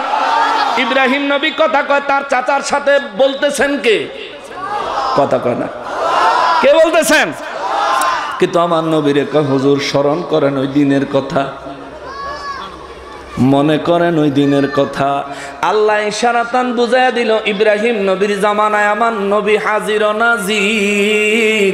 যদি ইব্রাহিম নবীর জামানায় আমার নবী হাজির ও নাজির হয়, আমার নবীর মায়া ইব্রাহিম নবীর জন্য বেশি না উম্মতের জন্য? কার জন্য? তো ইব্রাহিম নবীর জামানায় আমার নবী যদি হাজির ও নাজির হয়, উম্মতের জামানায় নিজের উম্মতের জন্য হাজির ও নাজির হবে, এটা তো আকল দিয়েই বোঝা যায়, দলিল তো আছেই। কথা বলেন ঠিক কিনা? আকলবান হইলে আকলমন্দ কে লিয়ে ইশারা হি কাফি হ্যায়। এ মুসলমান, মূর্তির পূজা যারা করেন, আমার হিন্দু ভাইদেরকে বলি, যে ভগবানের সামনে আপনি উপাসনা করছেন, আপনার এই ভগবানকে আপনারা পয়সা দিয়ে কিনা আনন্দ লাগছে। আপনার ভগবান নিজের পায়ে হেঁটে আপনার বাড়ি আসতে পারে নাই, হয়তো ভ্যান গাড়িতে করে, নয়তো ট্রাকে করে, নয়তো নিজেরা মাথায় বহন করে নিয়ে আসছেন। আপনার ভগবানের সামনে একরকম, পিছে আর একরকম, তাই না? আমি কি ধর্মীয় কুন্দল লাগাইতেছি? সত্য কথাগুলি বলছি। আপনার ভগবানের সামনে একরকম, পিছনে আর একরকম। সামনে দিয়া দেখলে মনে হয় জলজন্ত একটা মানুষ 14-15টা হাত নিয়ে দাঁড়ায় রয়েছে, পিছন দিকে দেখলে মনে হয় বাঁশ আর খেরের অভাব নাই। ঠিক না? হায় হায়, এত কষ্ট করে আইনা সামনে একরকম, পিছে আর একরকম, তো এটারে সুন্দর করে ঠেস ঠুস দিয়া বান্দা বুন্দা খাড়া করাইলেন, চমৎকার দাঁড় করা, এটার সামনে খানা দিলেন, খায়নি? খাইছে? বলেন খাইছে? বরঞ্চ ভগবানের সামনেতে বিড়ালে আয়া মিষ্টি লইয়া যায়, ভগবানে খেদাইতেও পারে।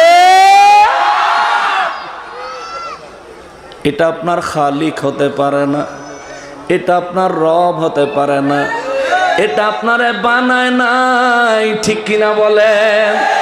এ আপনাদেরকে বানায় নাই, বরং আপনারাই তারে বানাইছেন। সে আপনাদেরকে ধন দৌলত দেয় না, বরং নিজেদের ধন দৌলত খরচ করিয়া তারে কিনে আনছেন। ঠিক কিনা বলেন? বিবেকের কথা, ধর্মীয় কুন্দল না, বিবেকের কথা। যারা হিন্দু ভাইরা, হিন্দু মা বোনেরা, মূর্তি পূজকেরা যারা মনোযোগ দিয়া শুনছেন, আজকে হয়তো এই জায়গার মানুষ শুনবেন, আবার অনলাইনের বদৌলতে পৃথিবীর বিভিন্ন জায়গার মানুষগুলো হয়তো শুনবেন।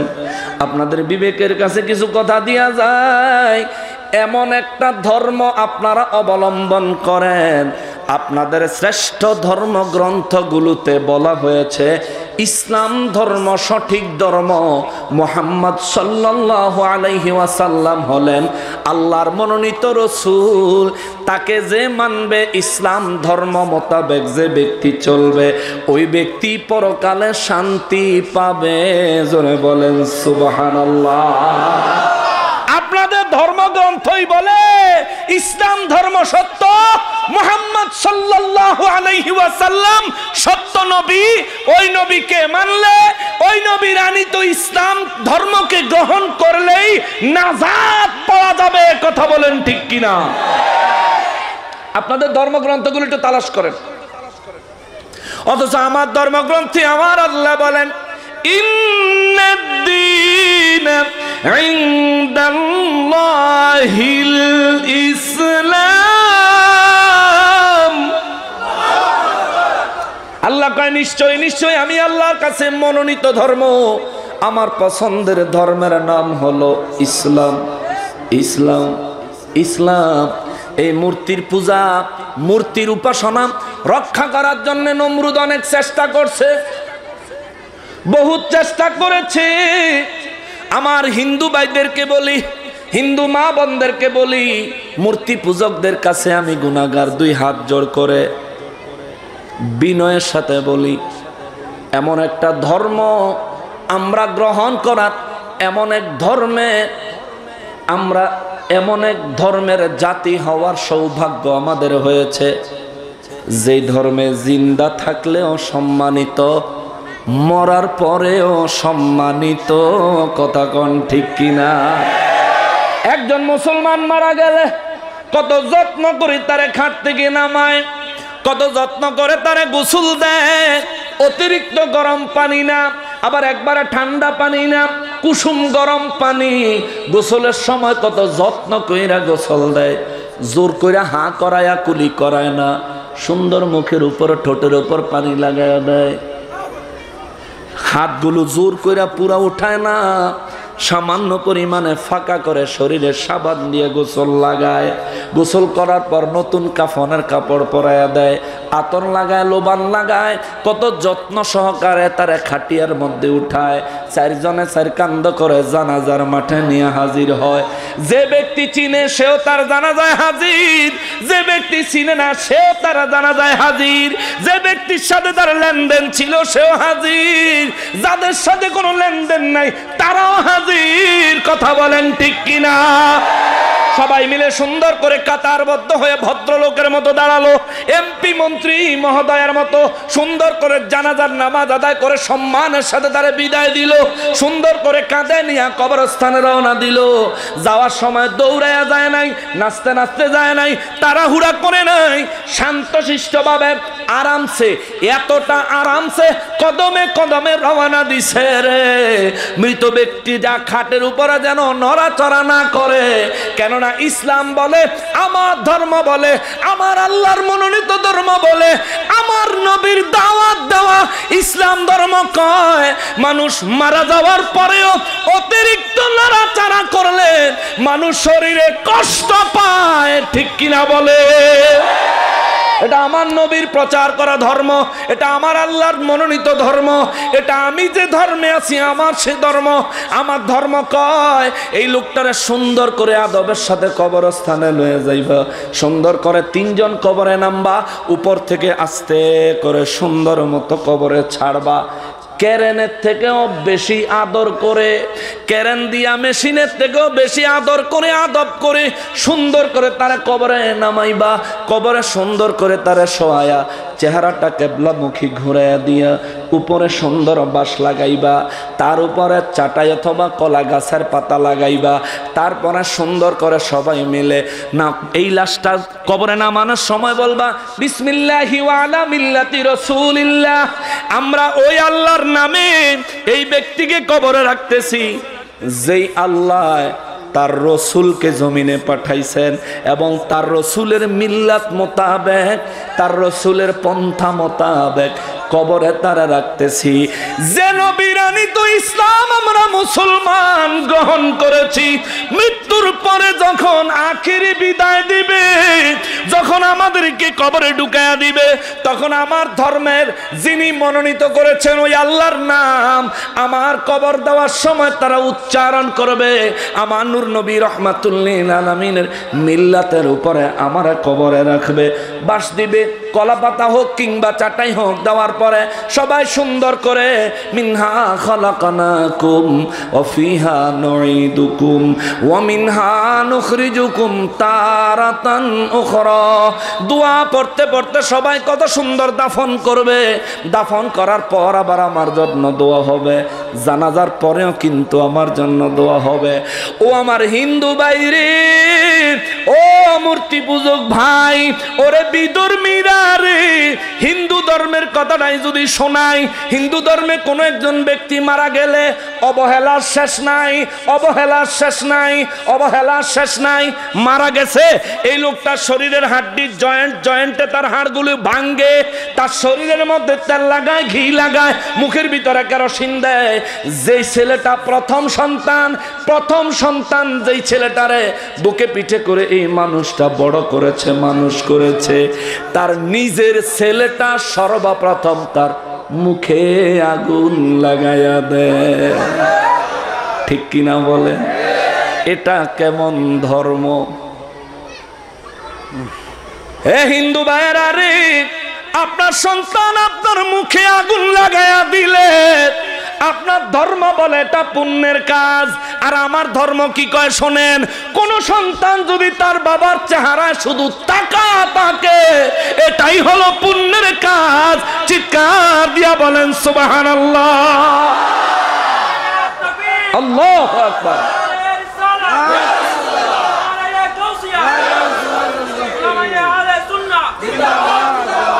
আপনারা কষ্ট পাচ্ছেন? আমরা একটু তাবলীগ করি না, অসুবিধা হচ্ছে? কোরআনুল কারীমের তাফসীর আয়াত অনুযায়ী কথাগুলো চলে আসছে, হিন্দু ভাইদের বিবেকের কাছে দিলাম। ও ভাই, আমার কথাগুলো বিশ্বাস হয় না? মুসলমান মারা গেলে কত আদর কইরা তারে দাফন করে, বিশ্বাস হয় না? আপনাকে বলবো, আপনার বাড়ির আশেপাশে বহু মুসলমানের বাড়ি আছে, কোথাও লোক মারা গেলে আপনি আমন্ত্রিত, আপনি আসেন, শুধু দেখবেন, শুধু দেখবেন। মুসলমান মারা যাওয়ার পরেও তারা ইজ্জত দিয়েছেন কে? তার নিরাপত্তা দিয়েছেন কে? এটাই তো ধর্ম, এটাই আসল ধর্ম। এজন্য হিন্দু ধর্মের পণ্ডিতেরাও কয় Islam is the complete code of life. Islam হলো এমন এক জীবন ব্যবস্থা যার মধ্যে কোনো গ্যাপ নাই, সবকিছু স্বয়ং সম্পূর্ণ পরিপূর্ণ। জোরে কোন ঠিক কিনা?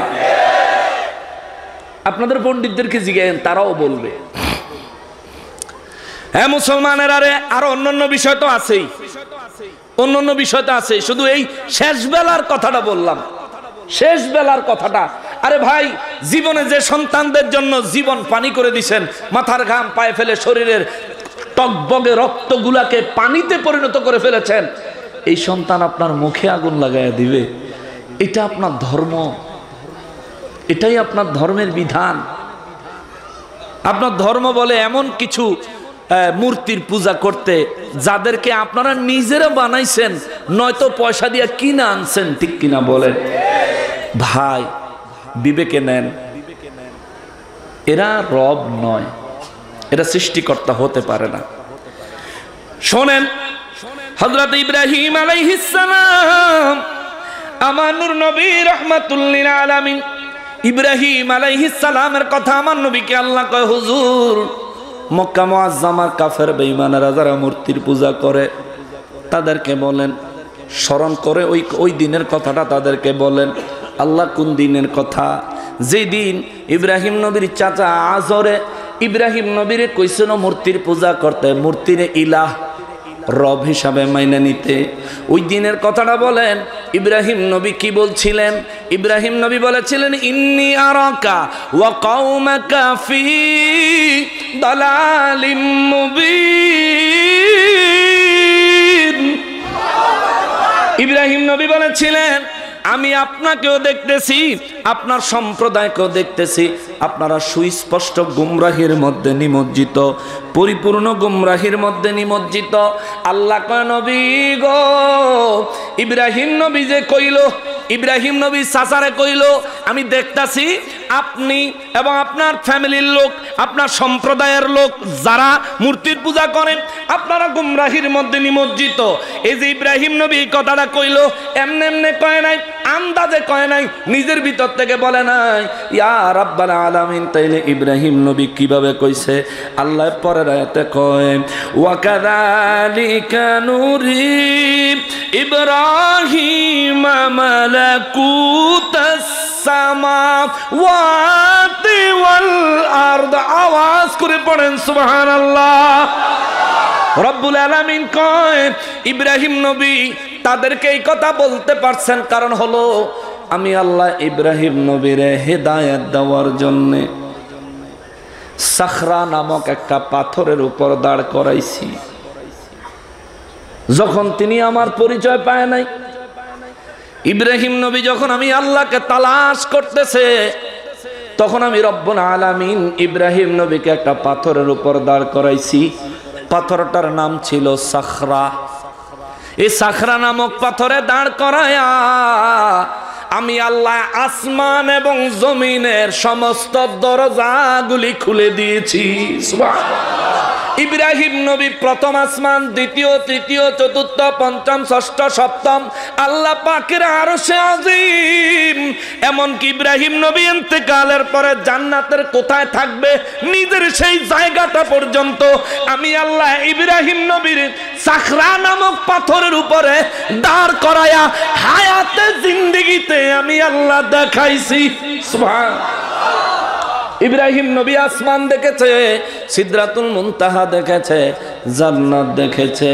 আমি আল্লাহ ইব্রাহিম নবীর জন্য উপরের দিক দেখানোর পরে আমি জমিনের দরজাগুলি খুলে দেই।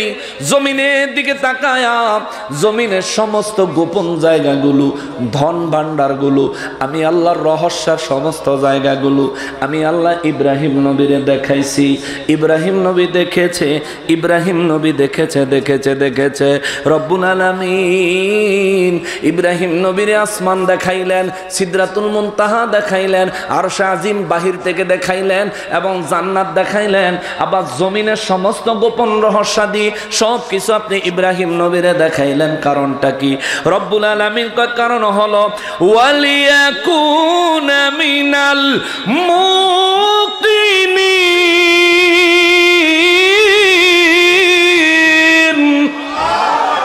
আল্লাহ কয় ইব্রাহিম নবীরে আমি সব দেখাইছি, কারণ হলো আমি রব্বুল ইজ্জতের ইচ্ছা হলো ইব্রাহিম নবী যেন নিজের চোখে দেখে আমি আল্লাহর উপর ঈমান আনতে পারে, তিনি যেন বিশ্বাসী হতে পারে, ইমানদার হতে পারে। আল্লাহ কয় এই জন্য দেখাইছি দেখাইছি। এই দেখানটা আল্লাহ কবে দেখাইছে এই খবর শুনবেন? শুনবেন? দেরি হয়ে যাবে তো, 11:30 বাজে গেছে, 1.5 ঘন্টা হয়ে গেছে, কিন্তু আরো কিছুক্ষণ চলবে নি। আয়াত তেলাওয়াত করছি 3টা না 4টা? 3টা আয়াত তেলাওয়াত করছি। 2 নম্বর আয়াত চলতেছে।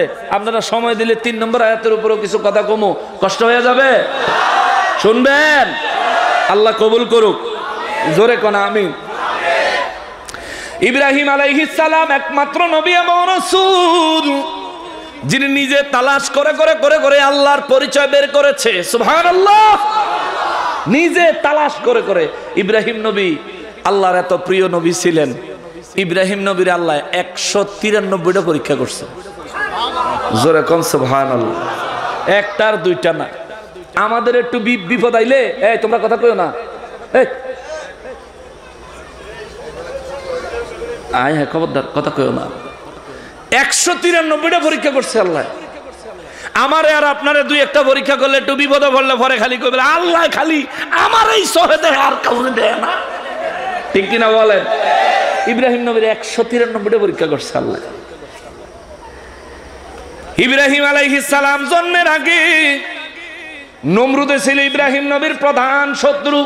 তাও কেমন হইছে? নমরুদের বাপের নাম কি জানেননি? নমরুদের বাপ কেডা? নমরুদের বাপের নাম হলো কেনান। এই কেনানের পোলা নমরুদ ছিল পৃথিবীর জমিনে সর্বপ্রথম জালিম বাদশাহ।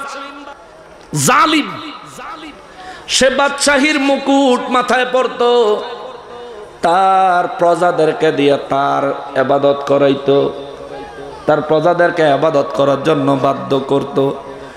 নিজে ছিল কালা কুচকুচ্চা, বোরকা ফিন্দা ঘুরতো। এই বেদ্দফে একদিন স্বপ্ন দেখলো আসমানের মধ্যে একটা তারকা উদিত হয়েছে। সে স্বপ্নে দেখলো এমন একটা তারকা উদিত হয়েছে, ওই তারকার আলো এমন ভাবে ছড়ায় পড়ছে, এই তারকার আলোর কাছে চাঁদ এবং সূর্যের আলো বিলীন হয়ে গেছে। সুবহানাল্লাহ। এই স্বপ্ন দেখা নমরুদের একটু টেনশন লাগছে, চিন্তাইছে মাথায়, এটা কি দেখলাম। নমরুদে আবার এমন বড় বেদদফা ছিল, তার সভাসদে, তার মন্ত্রী সবার মধ্যে বেশিরভাগ ছিল জ্যোতিষ। সব জ্যোতিষদেরকে নিয়ে পরের দিন একটা মিটিং করলো। সব জ্যোতিষ ঘরে কয়, জ্যোতিষেরা রে, একটা স্বপ্ন দেখছি, স্বপ্নের একটা ব্যাখ্যা দিবি। জ্যোতিষেরা কয় অসুবিধা নাই, বলেন, আমরা তো এই কামের লেগে আছি। কই আমি একটা স্বপ্ন দেখছি। কি? আমি স্বপ্নে দেখলাম আসমানে একটা তারকা উদিত হয়েছে, যে তারকার সামনে চাঁদ এবং সূর্যের আলো বিলীন হয়ে গেছে। চাঁদ এবং সূর্যের আলো তার কাছে নস্যাৎ হয়ে গেছে, তারকার আলোটা বেশি হয়ে গেছে। সব জ্যোতিষেরা একমত হইয়া ফয়সালা দিল, মহামান্য খোদা মশাই, আমরা আমাদের জ্যোতির্বিদ্যা দিয়ে আপনাকে বলতে পারি, আপনার রাজ্যে এমন এক ব্যক্তি আসতেছে, এমন এক সন্তান জন্মগ্রহণ করতেছে, যে সন্তানে আপনার ইবাদতকারীদেরকে ছিনায়া নিয়া এক আল্লাহর ইবাদতে মশগুল করে দিবে। সুবহানাল্লাহ। নমরুদে কয়, আমার কি হবে? আপনার খোদাই শেষ, ভণ্ডামি শেষ। হে বড় বেয়াদব, আমারটা কাজ আবার আমারে বন্ড কস। কয় না, তে কইব আর কি, আমরা কই না। নমরুদে কয়, ফাঁকনামি কইরো না, এটা কেমনে ঠেক দেন যায় কও। ঠেকানোর বুদ্ধি আপনার কাছে, আপনি হইলেন খোদা মশাই, এমনি তো বাদশাহ আছেন, এমনি আবার খোদা। তো খোদা রেখে আর আমরা বন্দারা বুদ্ধি দিতাম পারি? আপনার বুদ্ধি আপনিই করেন না। নমরুদের সঙ্গে সঙ্গে সেনাবাহিনীদেরকে খবর দিল, একটা নতুন করে মন্ত্রিসভা গঠন করলো। মন্ত্রিসভা আমাদের দেশে ধর্ম মন্ত্রণালয়, স্বরাষ্ট্র মন্ত্রণালয়, সমাজ কল্যাণ মন্ত্রণালয়, বিভিন্ন মন্ত্রণালয় আলাদা আলাদা আছে না নাই? শিক্ষা মন্ত্রণালয় আছে না? সব মন্ত্রণালয় আলাদা আলাদা। নমরুদের সময়ের মন্ত্রণালয় ছিল, কিন্তু নমরুদ আর একটা নতুন মন্ত্রণালয় বানাইলো। সেনাবাহিনীদেরকে দায়িত্ব দিল, যত শিশু সন্তান আছে রে, সব শিশু সন্তানগুলি হত্যা করো, জবাই করে দাও। নাউজুবিল্লাহ বলেন। শিশু সন্তানগুলো ধরে ধরে জবাই করে দিতে আরম্ভ করলো। আর নমরুদে নির্দেশ দিল, আজকের থেকে কোনো স্বামী তার স্ত্রীর সাথে থাকবে না। স্বামী তার স্ত্রীর সাথে থাকতে পারবে না। সেনাবাহিনীরা কয়, হুজুর কয়দিন? খোদা সাহেব কয়দিন? জ্যোতিষী ঘরে ডাক্কা কয়, কিরে কয়দিন? কয় 1 বছর। কয় বছর? 1 বছর। 1 বছরের মধ্যে যদি আপনি গর্ভধারণ ঠেকাইতে পারেন, তাইলে ওই মহাপুরুষের আগমন ঠেকাইতে পারবেন। আর যদি ঠেকাইতে না পারেন, তাহলে কিচ্ছু করার নাই, জিন্দেগি শেষ। নমরুদে কয়, আমি হইলাম খোদা আবার বাচ্চা, আমি যদি না পারি কে পারবে? সেনাবাহিনীরা রে, কোন স্বামী তার স্ত্রীর সাথে থাকতে পারবে না, নিষেধ। কোন গর্ভবতী স্ত্রী পেলে তারে ধইরান বা জবাই করে দিব, সন্তান প্রসব করার কোনো সুযোগ নাই। শুরু হয়ে গেল মারদাঙ্গা। বাচ্চাদেরকে জবাই করে দেয়, গর্ভবতী মহিলাদেরকে জবাই করে দেয়। কিন্তু ইব্রাহিম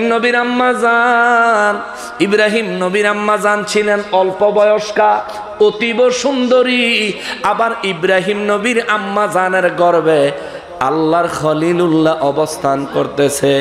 নমরুদের বাহিনীর লোকেরা তারে ধইরা আনছে, তারে দেখা হাকিম দিয়া টেস্ট টুস্ট সব কিছু কইরা ফেল হইছে। তারা সবাই কয়, এই মহিলার গর্ভে কোনো সন্তান নাই। জোরে কোন সুবহানাল্লাহ। ইব্রাহিম নবীর আম্মা জান তিনি বাড়িতে চলে গেলেন। ইব্রাহিম নবীর আব্বা চিন্তা করে, গর্ভ দেখা তারা চিনলো না, বুঝলো না, কিন্তু ইব্রাহিম নবী যদি দুনিয়ায় ভূমিষ্ঠ হয় তারা তো দেখবো। এই জন্য ইব্রাহিম নবীর আব্বা যান শহরের বাহিরে অনেক দূরে যায়, একটা গর্ত কইরা একটা বিশাল একটা গুহা করে, গুহার মুখটা পাথর দিয়া আটকায় রাখাইছে। ইব্রাহিম নবীর যখন প্রসবের সময় হয়েছে, তার আম্মা হুজুরের যখন প্রসবের সময় হয়েছে, তার আম্মা হুজুর চলে গেলেন ওই গর্তের ভিতরে, ওখানে অবস্থান করলেন। ডাক্তার নাই, নার্স নাই, অপারেশন থিয়েটার নাই, কোনো পাড়া প্রতিবেশী নাই। ইব্রাহিম নবীর আম্মা জান ইব্রাহিম নবীকে প্রসব করেছে, সাহায্য করলেন কে? আরো জোরে বলেন কে? ওই রব্বুল আলামিন সাহায্য করলেন। ইব্রাহিম নবীর আম্মা জান ইব্রাহিম নবীকে প্রসব করে বুকের দুধ খাওয়ায়া এই নব জন্মগ্রহণ করা নব্য শিশুটারে গর্তের ভিতরে রাখা পাথর দিয়া মুখটা বন্ধ করে ইব্রাহিম নবীর আম্মা জান বাড়িতে চলে গেলেন। আর ঘরের কোনায় কোনায় দরজার চিপায় যায়া, খাটিয়ার চিপায় যায়া, এদিকে ওদিকে যায়া শুধু চোখের পানি ছাড়ে আর কাঁদতেছে। ইব্রাহিম নবীর বাবা কয়, কিরে তুমি কান্দো কেন? কয়, আমার কলিজার টুকরাটা আজকে এই পৃথিবীতে আগমন করলো, আর আমার কলিজার টুকরা সন্তানটারে গর্তের মধ্যে ফেলে আমি কেমন নির্দয় মা, আমি তারে গর্তে ফেলে চলে আসলাম, কিভাবে আমি কাঁদতেছি। ইব্রাহিম নবীর আব্বাজান কয়, বিবি রে, শুধু তোমার মায়া লাগে তা না, আমারও তো মায়া লাগে, আমারও ইচ্ছা করে আমি আমার সন্তানটারে দেখতে যাই। কিন্তু নমরুদের লোক যদি আমার পিছু নেয়, আমার কলিজার টুকরাকে যদি খুঁজে পাওয়া যায়, তাইলে জবাই করে দিবে, শেষ করে দিবে। রে বিবি, কষ্ট হলেও ধৈর্য ধরো, আমাদের সন্তানটার একটু বড় হইতে দাও, তারপরে ইনশাআল্লাহ আমরা তারে আমাদের মাঝে নিয়ে আসবো। ইব্রাহিম নবীর আম্মা কয়, ধৈর্য তো ধরবো, ধরতেই হবে, কিন্তু মন তো মানে না, চোখের পানি তো ঠেকায় রাখতে পারি না। ইব্রাহিম নবীর আম্মা প্রতিদিন যায়, ইব্রাহিম নবীর যায় যায় দুধ পান করায়। ইব্রাহিম নবীর আম্মায় আস্তে আস্তে ফেরাউনের এই নমরুদের সেনাবাহিনীর প্রখরতা বেড়ে গেল। কারণ নমরুদ জ্যোতিষীদেরকে লই আবার আরেকটা মিটিং করলো। জ্যোতিষী করে কয়, দেখো খবরটা কি, ওই যে সন্তান আসবে, আমি তো শিশুগুলো হত্যা করেছি, স্বামী স্ত্রীর সম্পর্ক আলাদা করে দিছি, স্ত্রী থেকে স্বামীরে দূর করে দিছি, স্বামীর থেকে স্ত্রীরে দূর করে দিছি, গর্ভবতী কোনো মহিলার জিন্দা রাখি নাই। ও জ্যোতিষীরা, এইবার দেখো তো, তোমরা তোমাদের জ্যোতির্বিদ্যা দিয়ে দেখো, ওই সন্তান আসার আর কোনো সম্ভাবনা আসেনি। জ্যোতিষের একখানা বইয়া কয়, সারে সর্বনাশ। কয় বেটা সর্বনাশ শুনছি, সারে সর্বনাশ কোনটা? কয় সারে সর্বনাশ। কয় কি? কয় আপনি জিগাইছেন ওই সন্তান দুনিয়ায় আইবনি, আমাদের জ্যোতির্বিদ্যা কয় এ সন্তান জমিনে এসে গেছে। আল্লাহু আকবার। নমরুদে কয়, আল্লাহু আকবার।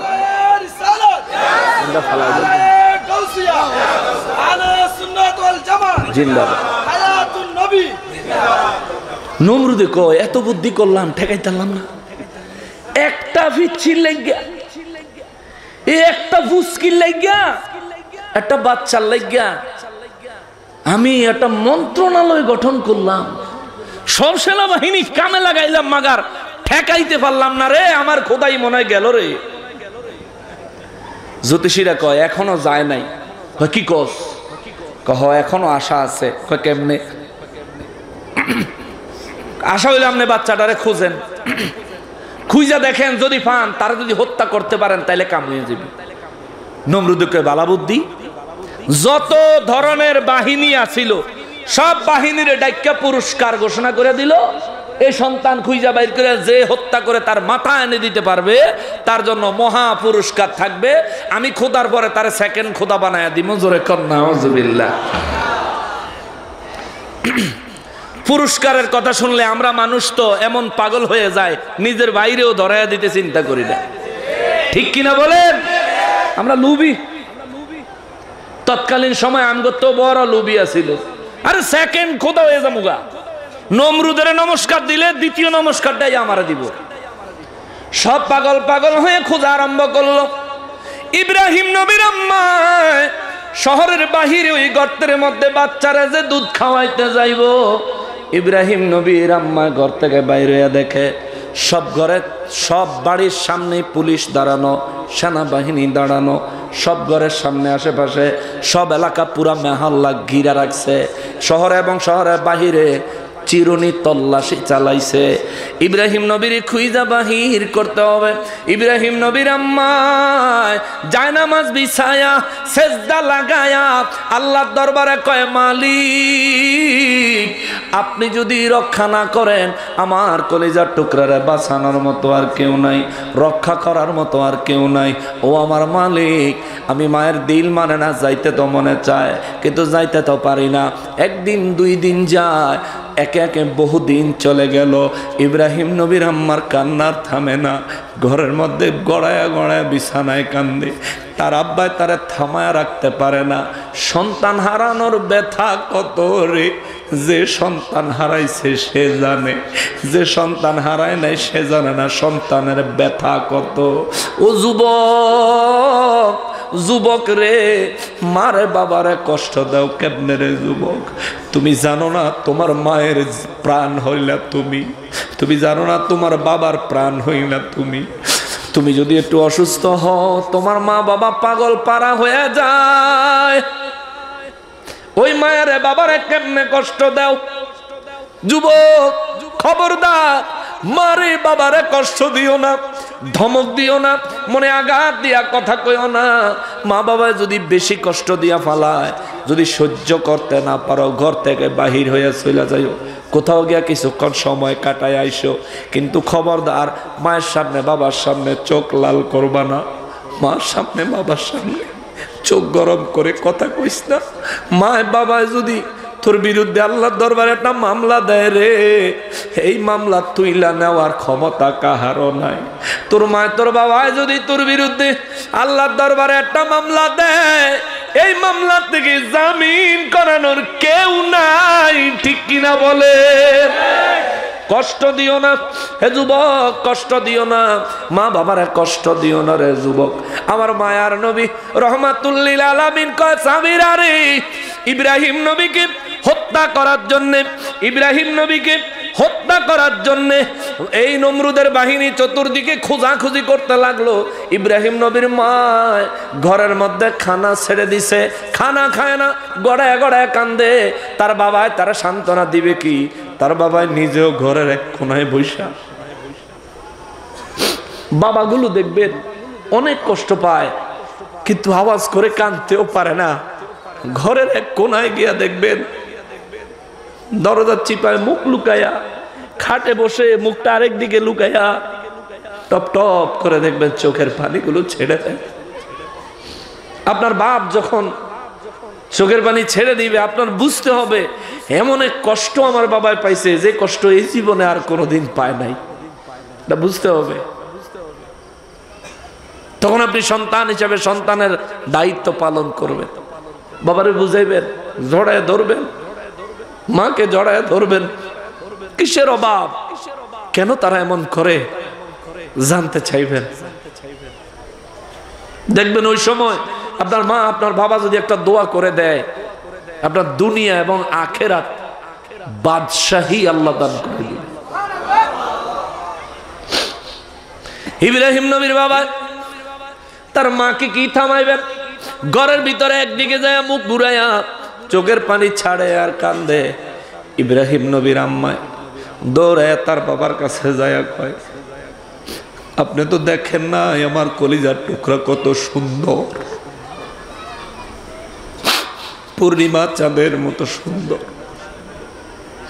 আমার কলিজার টুকরার দিকে তাকাইলে কলিজা ঠান্ডা হইয়া যায়। এমন মা হইছি, এমন অভাগিনী মা, আজকে সন্তানকে রক্ষা করার জন্য কিছুই করতে পারি না। ইব্রাহিম নবীর বাবা কয়, বিবি রে চুপ করো, এমনিতেই কলিজা ফেটে যাচ্ছে রে বিবি, আবার সন্তানের আরো মায়ার কথা বলে আরো কষ্ট বাড়ায়ও না।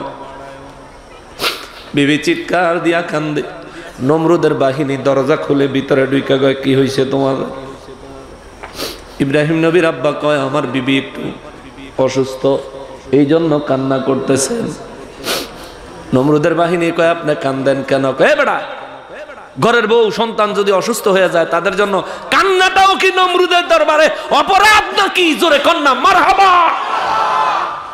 নমরুদের বাহিনী, আচ্ছা ঠিক আছে আপনারা কান্দেন, আমরা অসুবিধা নেই। বের হয়ে চলে গেছে। ইব্রাহিম নবীর আম্মা কান্দে, আব্বা কান্দে। যাইতে যাইতে অনেক দিন হয়ে গেল, সন্তান আর দেখতে যাইতে পারে না। 144 দ্বারা বাড়ির থেকেও বাড়িতে পারবে না। প্রত্যেক বাড়িতে তল্লাশি চললো, তল্লাশি চালাইলো, চিরুনি তল্লাশি। কোনো বাড়িতে শিশু সন্তান পাওয়া গেল না, গর্ভবতী কোনো নারী পাওয়া গেল না, কোনো স্ত্রীর সাথে তার স্বামীকে এক বিছানায় পাওয়া গেল না। নমরুদের বাহিনী তো হতাশ, পাগল পারা হয়ে শহরে আনাচে কানাচে খোঁজা আরম্ভ করলো। ইব্রাহিম নবীর আম্মা যায় নামাজ বিছায়া মালিকের দরবারে হাত বাড়ায় দিছে, মালিক আমার কলিজার টুকরারে তুমি রক্ষা করিও, তুমি ছাড়া আমার কলিজার টুকরার আর কেউ নাই। মূর্তির সামনে দাঁড়ায় নাই, মূর্তির সামনে দাঁড়ায় নাই, মূর্তির সামনে দাঁড়ায় নাই। রব্বুল ইজ্জাতের কাছে কয়, মালিক তুমি ছাড়া আমার কলিজার টুকরার আর আমাদের আর কেউ নাই, আল্লাহ তুমি রক্ষা করো, আমার কলিজার টুকরারা রক্ষা করো। বেশ অনেকদিন চলে যাওয়ার পর ইব্রাহিম নবীর আম্মায় কয়েকদিন পর একবার সুযোগ পাইলেন, দৌড়ায়া পাহাড়ের গুহায় পাথরটা সরাইলে ইব্রাহিম নবী একটা হাসি দিছে রে, জোরে কোন সুবহানাল্লাহ। ওই গুহার ভিতরে দুধ ছাড়া, মা ছাড়া, বাবা ছাড়া, দুনিয়ার কোন মানুষের সাহায্য ছাড়া ইব্রাহিম নবীর বাঁচায়া রাখছে কে? ইব্রাহিম নবীর আম্মা তাকায়া দেখে ইব্রাহিম নবীর মুখের ভিতরে শাহাদাত আঙ্গুল দিয়া মুস্কি একটা হাসি দিছে। হাসিটা দেখা ইব্রাহিম নবীর আম্মা গর্তের ভিতরে ঢুইকা জরায়া বুকে লাগায় একটা চিৎকার দিছে। বুকে যখন ধরছে, মায়ের বুকের সাথে চাপ লাগা মুখের থেকে আঙ্গুলটা বাইর হয়ে গেছে, বাইর হয়ে গেছে। আর ইব্রাহিম নবীর আম্মা তাকায়া দেখে ইব্রাহিম নবীর আঙ্গুল দিয়া ছিট করে দুধ বাহির হয়। জোরে কোন সুবহানাল্লাহ, আল্লাহু আকবার। এ হিন্দু ভাইয়েরা রে, ও মূর্তি পূজক ভাইয়েরা, উনি হলেন আমার আল্লাহ। শিশু সন্তানকে সাহায্য করার মতো যখন কেউ থাকে না, ওই সন্তানকে সাহায্য করে কে? ইনি আমার আল্লাহ, আমি ওই আল্লাহর বান্দা, ওই আল্লাহর মনোনীত রসূলের উম্মত। কোথায় পড়ে আছেন ভাই? কি এক ধর্ম অবলম্বন করেন, এমন এক জড় বস্তুর সামনে নিজেকে উপস্থাপন করেন যে জিনিস না আপনার কোনো উপকার করতে পারে, না আপনার কোনো ক্ষতি করতে পারে, ঠিক কিনা বলে? ইব্রাহিম আলাইহিস সালাম গর্তের ভিতরে, গুহার ভিতরে, এই গুহার ভিতরে ইব্রাহিম নবী থাকতেছেন। এদিকে নমরুদের চিরুনি তল্লাশি চলতেছে। এই তল্লাশির সময় কেউ বলে 7 বছর চলছে, আল্লাহু আকবার। কেউ বলে 13 বছর চলছে, কেউ বলেন 17 বছর পর্যন্ত নমরুদের বাহিনী ইব্রাহিম নবীকে খুঁজতেছিল। আর এর ভিতরে সময় পায়া, সুযোগ পাইলেই ইব্রাহিম নবীর আম্মা দৌড়ায়া গুহায় যায়। গুহার মধ্যে যায় দেখে একটা বাচ্চা 1 বছরে যত বড় হয়, ইব্রাহিম নবী 1 দিনে তত বড় হয়। আল্লাহু আকবার। 1 বছরে একটা সন্তান, একটা বাচ্চা যত বড় হয়, ইব্রাহিম নবী 1 দিনে তত বড় হয়। তারা বড় করে কে? কে কে কে? কারণ তার বড় হওয়া দরকার। নমরুদের ধ্বংস করার জন্য তার বড় হওয়া দরকার। ইব্রাহিম নবী ওই গর্তের ভিতরে, কেউ বলে 7 বছর, কেউ বলেন 13 বছর, কেউ বলেন 17 বছর। এত সময় থাকার পরে ইব্রাহিম নবী একদিন তার আম্মারে ডাক দিছে, আম্মা গো, ও আম্মা, একটা কথা জিজ্ঞাসা করতে মনে চায়। ইব্রাহিম নবীর আম্মা কয়, কি কথা রে বাবা? কয়, আম্মা জানতে চায় আমার রবকে। ইব্রাহিম নবীর আম্মা কয়, তোমার রবকে মানে? কয়, আম্মা আমার প্রতিপালনকারীকে। ইব্রাহিম নবীর আম্মা কয়, বাবা আমি তোমার প্রতিপালনকারী, কারণ আমি তোমার মা। ইব্রাহিম নবী কয়, আম্মা গো, তোমার লালন পালনকারীকে? সুবহানাল্লাহ। কয়, আমার লালন পালনকারী তোমার বাবা, কারণ আমি তার স্ত্রী, তিনি আমার স্বামী, তিনি আমার সমস্ত ভরণ পোষণ দেয়। ইব্রাহিম নবী কয়, আম্মা গো, আমার আব্বার লালন পালনকারী কে? জোরে কোন সুবহানাল্লাহ। ইব্রাহিম নবীর আম্মা কয়, বাবারে চুপ কর, এ বাবা চুপ করো। মূর্তি পূজক আর এই নমরুদের নিকৃষ্ট বাহিনীর সামনে আমরা ওই আল্লাহর পরিচয় গোপন করে চলি। ও বাবা, আমি তোমার লালন পালনকারী, আমার লালন পালনকারী তোমার বাবা। সামনের দিকে আর কিছু জিগাইবা না, চুপ। মায় দমক দিছে। ইব্রাহিম নবী চুপ হয়ে গেছে। চুপ হয়ে যাওয়ার পরে ইব্রাহিম নবীর আম্মা বাড়িতে চলে গেছে। যায়া ইব্রাহিম নবীর আব্বারা কয় শুনছেন নি খবর? কয় কি? কয় নমরুদে যেই বাচ্চারে আজকা 17 বছর ধরে তালাশ করতেছে, আজকা প্রমাণ পাইছি এই সন্তান আপনার ছেলে ইব্রাহিম। জোরে বলেন সুবহানাল্লাহ। ইব্রাহিম নবীর আব্বা কয় হায় হায়, করছে কি কারবার! আমার ছেলে যদি ওই সন্তান হয়, আমি তো সৌভাগ্যবান, আমি তো আল্লাহর বড় সৌভাগ্যবান। জোরে কন্যা সুবহানাল্লাহ। বিবিরে, এতদিন পর্যন্ত গোপনে যে মালিকের ইবাদত করেছি, আমার সন্তানও সেই মালিকের একত্ববাদ তালাশ করতেছে, তাওহীদ তালাশ করতেছে, ওই রবকে তালাশ করতেছে। আমার জিন্দেগি ধন্য। আমি ঘর থেকে সন্তানকে আমার রব চিনাইতে হয় নাই, বরং আমার রব চিনার জন্যে আমার সন্তানই খুঁজে খুঁজে পাগল পারা হয়ে গেছে। আমি বাবা তো দুনিয়ার ভাগ্যবান বাবা। জোরে কোন সুবহানাল্লাহ। ইব্রাহিম নবীর বিবি কয় এই যে আরেকটা হচ্ছে, হ্যাঁ আরেকটা হচ্ছে। এমনি ফুলারে মারে লাউনের লেগিয়া, খুন করানোর লেগিয়া এই নমরুদের বাহিনী 17 বছর ধরে স্টিম রুলার চালাইতেছে। এখন তুমি যদি খুশির ঠেলায় এরম ঘরের ভিতরে নাচন শুরু করো, বাইরে তেনে হইনা দাও, হনেই ধরে লয়ে যাবে। ইব্রাহিম নবীর আব্বা কয় দৌড়ে নিলে নেক, না নিলে না নেক, আমার কলিজার টুকরা আল্লাহর রহমতে বড় হয়ে গেছে। জোরে কোন সুবহানাল্লাহ। ইব্রাহিম নবীর আম্মারে জিজ্ঞাসা করলো, আম্মায় আল্লাহর পরিচয় দিলেন না, কিন্তু তিনি তাওহীদের উপর বিশ্বাসী, আল্লাহর উপর ঈমানদার, তার বাবাও ঈমানদার। তিনি ইব্রাহিম নবীর আল্লাহর পরিচয় দিলেন না। আমার রব্বুল ইজ্জত বলেন, ইব্রাহিম যখন তার মায়ের কাছে জানতে চাইল, হুজুর আপনি বলেন, তার মা যখন তারে বলল না, আমি রব্বুল ইজ্জত আর চুপ করে থাকতে পারলাম না।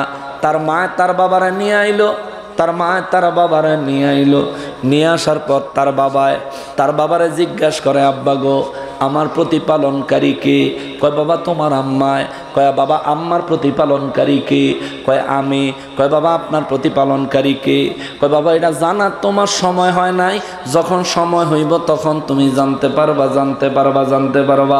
আমার রব্বুল ইজ্জত ওই রাতে ইব্রাহিম আলাইহিস সালামের 17 বছর ধরে গুহার ভিতরে কোনোদিন বের হয় না। কয় বছর?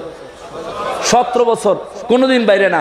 হঠাৎ করে তার আব্বা আম্মায় যাওয়ার সময় গুহার মুখে যেই পাথরটা দিয়া রাখতো, এই পাথরটা একটু ফাঁকা রাখা গেছে ভুল কইরা। ইব্রাহিম নবী ফাঁকা দিয়া তাকায়া দেখে আসমানে তারকা উঠছে।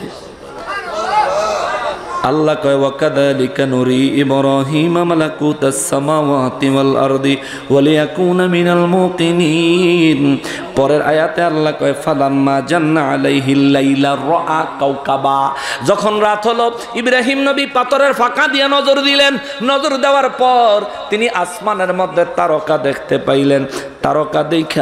তারকারাজি দেখা আসমানের মধ্যে ইব্রাহিম আলাইহিস সালাম আসমানের ওই তারকা দেখা বলতে লাগলেন, ক্বালা হাযা রাব্বি। ইব্রাহিম নবী তার আম্মারে কয়, তার আব্বারে কয়, পরের দিন কই আপনারা কি মনে করেন ওই তারকা আমার রব? সুবহানাল্লাহ। তার আমার আব্বার কয় আপনারা কি মনে করেন ওই তারকা আমার রব? ইব্রাহিম নবীর বাবা কয় আমরা তোমারে বলি না ওই তারকা তোমার রব, তবে ওই তারকার উপাসনা করে এমন বহু মানুষ এই জমিনে আছে। ইব্রাহিম নবী কয় আব্বা গো, যারা ওই তারকার উপাসনা করে, তারকারে যারা নিজেদের রব হিসাবে মানে, আমি ইব্রাহিমের মান্না নিতে কোনো অসুবিধা নাই, কিন্তু একটা প্রশ্ন আছে। কি? কয় ফালাম্মা আফালা।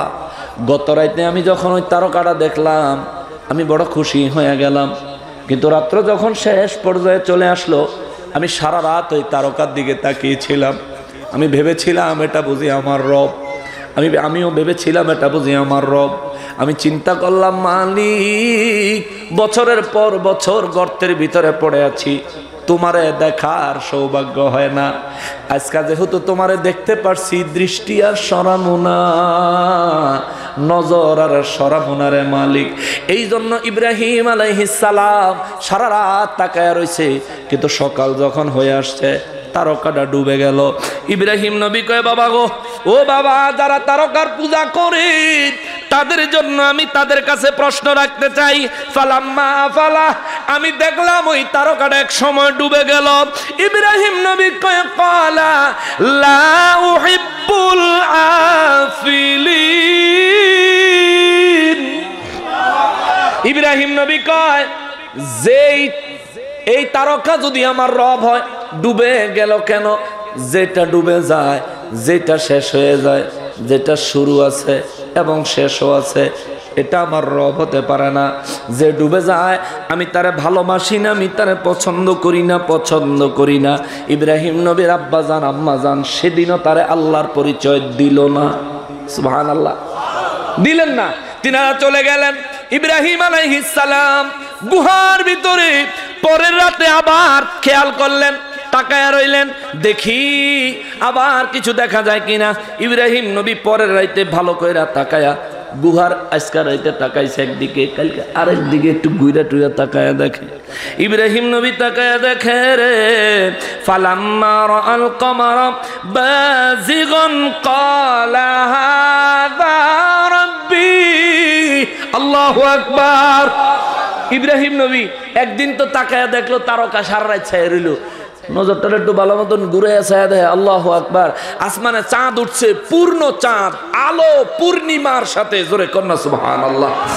ইব্রাহিম নবী হ, কালকারটা একটু ছোট আছিল, এটা একটু বড় আছে, কালকেরটার থেকে এটা একটু বড়, এটা রব হইতে পারে কিনা। সারা রাত ছায়া রয়েছে, তাকায় রয়েছে।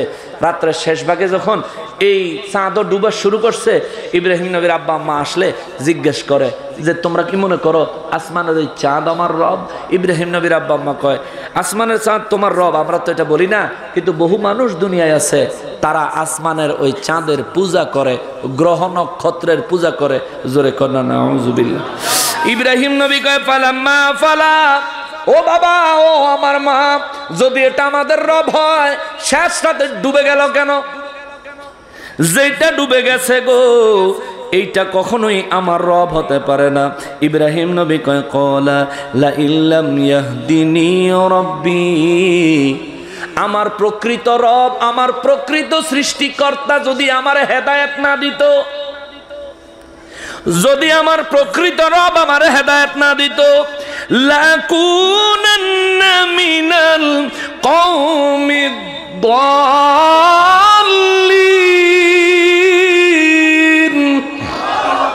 ইব্রাহিম নবী কয় যদি আমার রব, যারে আমি এখনো চিনি না, এখনো খুঁজে পাই নাই, আমার ওই রব দয়া করে আমাকে যদি হেদায়েত না দিত, তাহলে আমিও তো তোমাকে মতো ধ্বংস হয়ে যাইতাম, বরবাদ হয়ে যাইতাম। জোরে কন্যা আল্লাহু আকবার।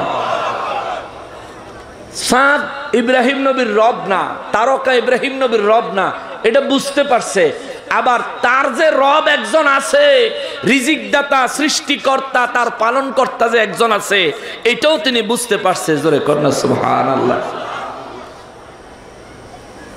আরে সব শেষ কথা কইয়া যাই। ইব্রাহিম নবী পরের দিন দিনের বেলা তাকায়া দেখলো সূর্য উঠছে, সূর্য। ফালাম্মা রাআশ শামসা বাযিগাতান ক্বালা হাযা রাব্বি হাযা আকবার। তার আব্বা আম্মা যখন আসছে, তার আব্বা আম্মারা কয় আব্বা গো, আম্মা গো, পাথরের ফাঁক দিয়ে আকাশে তাকায়া দেখেন বড় একটা সূর্য উঠছে। কহ অনেক বড়? কহ প্রথম দিন তারকা দেখছি, তার থেকে বড় চাঁদ। পরের দিন চাঁদ দেখছি, চাঁদের থেকে বড় আজকে সূর্য দেখলাম। ও আম্মা, ও আব্বা, এই চাঁদ এবং তারকার থেকে বড় যে সূর্য উঠছে, আপনারা কি মনে করেন এটা আমাদের রব? ইব্রাহিম নবীর আম্মা আব্বা কয় না না না, আমরা এটা তোমার রব তাও বলি না, তাও বলি না। ইব্রাহিম আলাইহিস সালাম কয় আম্মা গো, আব্বা গো, আমি প্রত্যেক দিন খেয়াল করছি দিনের বেলা আলো হয়, সন্ধ্যা হলে আলোটা চলে যায়। তার মানে হলো সন্ধ্যা যখন হয় এই সূর্যটাও ডুবে যায়। অতএব যে সূর্য সকালে উঠে বিকালে ডুবে যায়, এ সূর্য আমার রব হতে পারে না। এই জন্য ইব্রাহিম নবী কয় ফালাম্মা আফালাত, আমি যখন দেখলাম এই সূর্যটাও ডুবে গেল, ক্বালা ইয়া কওমি ইন্নী বারিউম মিম্মা তুশরিকুন। ইব্রাহিম নবী কয় তার কওমের তার পরিবারের লোকের, বিশেষ করে তার আব্বা আম্মারে ডাক্কা কয়, যেটা ডুবে যায় এটা আমার রব হতে পারে না, কারণ এটা উঠার জন্য কারো সাহায্য লাগে। এটা উদিত হইতে যিনি সাহায্য করেন, এটা উদিত হওয়ার ক্ষমতা এটাকে যিনি দেন, এটাকে ডুবে যাওয়ার পাওয়ারটা যিনি এটার মধ্যে দিয়েছেন, তিনি হলেন আমার আল্লাহ। জোরে বলেন সুবহানাল্লাহ। নারায়ে তাকবীর, আল্লাহ, নারায়ে রিসালাত, ইয়া রাসূলুল্লাহ, নারায়ে গাউসিয়া, পবিত্র ঈদে মিলাদুন নবী, আল্লামা হুসাইন নকশবন্দি সাহেব। পরে ৭৯ নম্বর আয়াতে গিয়ে ইব্রাহিম নবী কয়, ইন্নী ওয়াজ্জাহতু ওয়াজহিয়া লিল্লাযী ফাতারাস সামাওয়াতি ওয়াল আরদা হানিফা ওয়া মা আনা মিনাল মুশরিকিন। সুবহানাল্লাহ। কত যায় নামাজে দাঁড়ায় আপনারা পড়েননি? পড়েননি? আমাদের দেশে তো হুজুররা খালি ফিতনা লাগায়। যায় নামাজে দাঁড়ায় আমরা ইন্নী ওয়াজ্জাহতু ওয়াজহিয়া লিল্লাযী ফাতারাস সামাওয়াতি ওয়াল আরদা হানিফা ওয়া মা আনা মিনাল মুশরিকিন পড়ি। আমাদের দেশে নতুন হুজুর বেরিয়েছে, এটা বলে নিয়ত বান্দা পরে পড়ন লাগবো। ব্যাকল কোন কামে লাগে চিন্তা করে। জানামাজের দোয়া ইব্রাহিম নবী বললেন, ইন্নী ওয়াজ্জাহতু ওয়াজহিয়া লিল্লাযী ফাতারাস সামাওয়াতি ওয়াল আরদ, আমি আমার ওই রবের দিকে আমার মুখমণ্ডলকে ঘুরাইলাম, অর্থাৎ ওই রবের উপর ঈমান আনলাম। আসমান এবং জমিনের ক্ষমতা যার, কুদরতের হাতে। জোরে কোন সুবহানাল্লাহ। এবং বললেন, ওয়া মা আনা মিনাল মুশরিকিন, ও আমার কওমের লোকেরা রে, আমি তোমাদের মতো মুশরিক না। জোরে কোন সুবহানাল্লাহ। ইব্রাহিম নবীর এই খবর শুননা, ইব্রাহিম নবীর ব্যাপারে নমরুদের, ইব্রাহিম নবী গুহা থেকে বের হইছে, বড় হয়ে গেছে না, বের হয়ে আসছে। এবার কওমের লোকেরা তাদের সাথে কথা হইলে যখন কইছে ওয়া মা আনা মিনাল মুশরিকিন, আমি তোমাদের মতো মুশরিক না, সব নমরুদের দরবারে যায় বিচার দিছে, দরখাস্ত দিছে। হায় হায় সর্বনাশ, এমন এক বেড়া বাইরিছে, হে বেড়া কয়, হে বেড়া বলে আমরার মতো মুশরিক না, তাহলে হে বেড়ায় কি? নমরুদে কয় আমারে খোদা মানে নি। কয় না, কি এর আপনারে আসমানের চাঁদ সূর্য তারকারই মানে না, আপনি তো বেইলো না, আপনি তো কালা। ওই নমরুদে কয় সবটির কল্লা ফালাই দিব, কালা মানে কি? হ্যাঁ, এই সেনাবাহিনী, এই জি খোদা মশাই, যা তার ধরিলে, তার কত বড় সাহস, ধরিলে ইব্রাহিম নবী রেজায় ধরে লইস।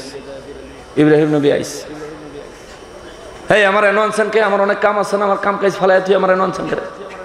হেই তুমি আমার চিনো? চিনি। কে? আপনি আমাকে বাদশাহ নমরুদ। কয় তুমি বলে আমার খোদা মানো না? কয় জি মানি না। কয় কি লিগা? আপনি যে কালা। সুবহানাল্লাহ কর না। হেই কালা হইলে খোদা অন জানা? কয় না। আপনি আমার দিকে চাইয়া দেখেন, আপনি কি মনে করেন আপনি আমার বানাইছেন? তা আমার যদি এত সুন্দর করে বানাইতে পারছেন, আপনিও তো কালা কা। ইব্রাহিম নবী কয়, এই এই এই এই এই যত প্রজা আছে সব যাও যাও যাও যাও, শুধু সেনাবাহিনীরা মন্ত্রী পরিষদের লোক থাকবে, বাইরের কোনো লোক থাকবে না, যাও বাইরে, ইজ্জত যাইতেছে কাছে। ইব্রাহিম নবীকে শোনেন, এই বন্ডামি ফটকামি সবার সামনে চলছে, আমার সামনে চলতো না। আপনি খোদা হইলে বোরকা ফিন্দা ঘুরেন কা? নমরুদে বোরকা ফিরে ঘুরতো, আপনি খোদা হইলে বোরকা ফিন্দা ঘুরেন কা? কে তুই এইসব কথা না কয়ে তুই আমার ক খোদা মানস না কি লিগে, আসল কারণ ক। কয় আসল কারণ কইতাম, কইতাম পারি, কিন্তু আমি জানতাম চাই আসল কারণটা কি সবার সামনে কইতাম? কারণ সব যাওয়ার পরে মন্ত্রী টন্ত্রীরা আছে না, সবার সামনে কইতাম নাকি আপনি একলা শুনবেন? নমরুদে চিন্তা করে, ফইলে আইয়াই যে ইজ্জত মেরে লাইছে রে, আবার কোন কথা কইয়া জানি খোদাই ছুড়াই লাগে জানে। আচ্ছা ঠিক আছে, একলাই শুনবে, সব বাইরে যাও। সব বাইরে গেছে। ইব্রাহিম নবীরে কয়, আচ্ছা কও এবার তুই কি লিগে আমার খোদা মানস না? কয় আপনারা আমার খোদা মানতে কোনো আপত্তি নাই, শুধু একটা কথা জানতাম চাই। আপনি মরবেন নি? একটা কথা খালি জানতাম চাই, আপনি মরবেন নি? নমরুদে কয় হ মরমুদ। আপনি যদি আমার খোদা হন, আপনি যদি আমার আগে মরে যান, আমার কি হইব?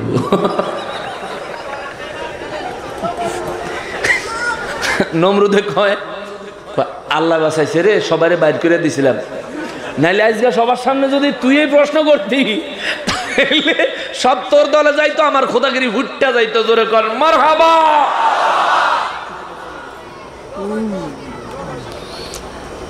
কয় হন ইব্রাহিম, তোর দুইটা ফাও ধরে তুই আমার কথা হন, আমারে তোর খোদা মানন লাগতো না, আমারে তোর খোদা মানন লাগতো না, তুই শুধু এই যে আমার কথাটা কইস, এই কথাটা কারো কাছে কইস না, এই কথাটা তুই কারো কাছে কইস না, তুই আমার খোদা মানন লাগতো না।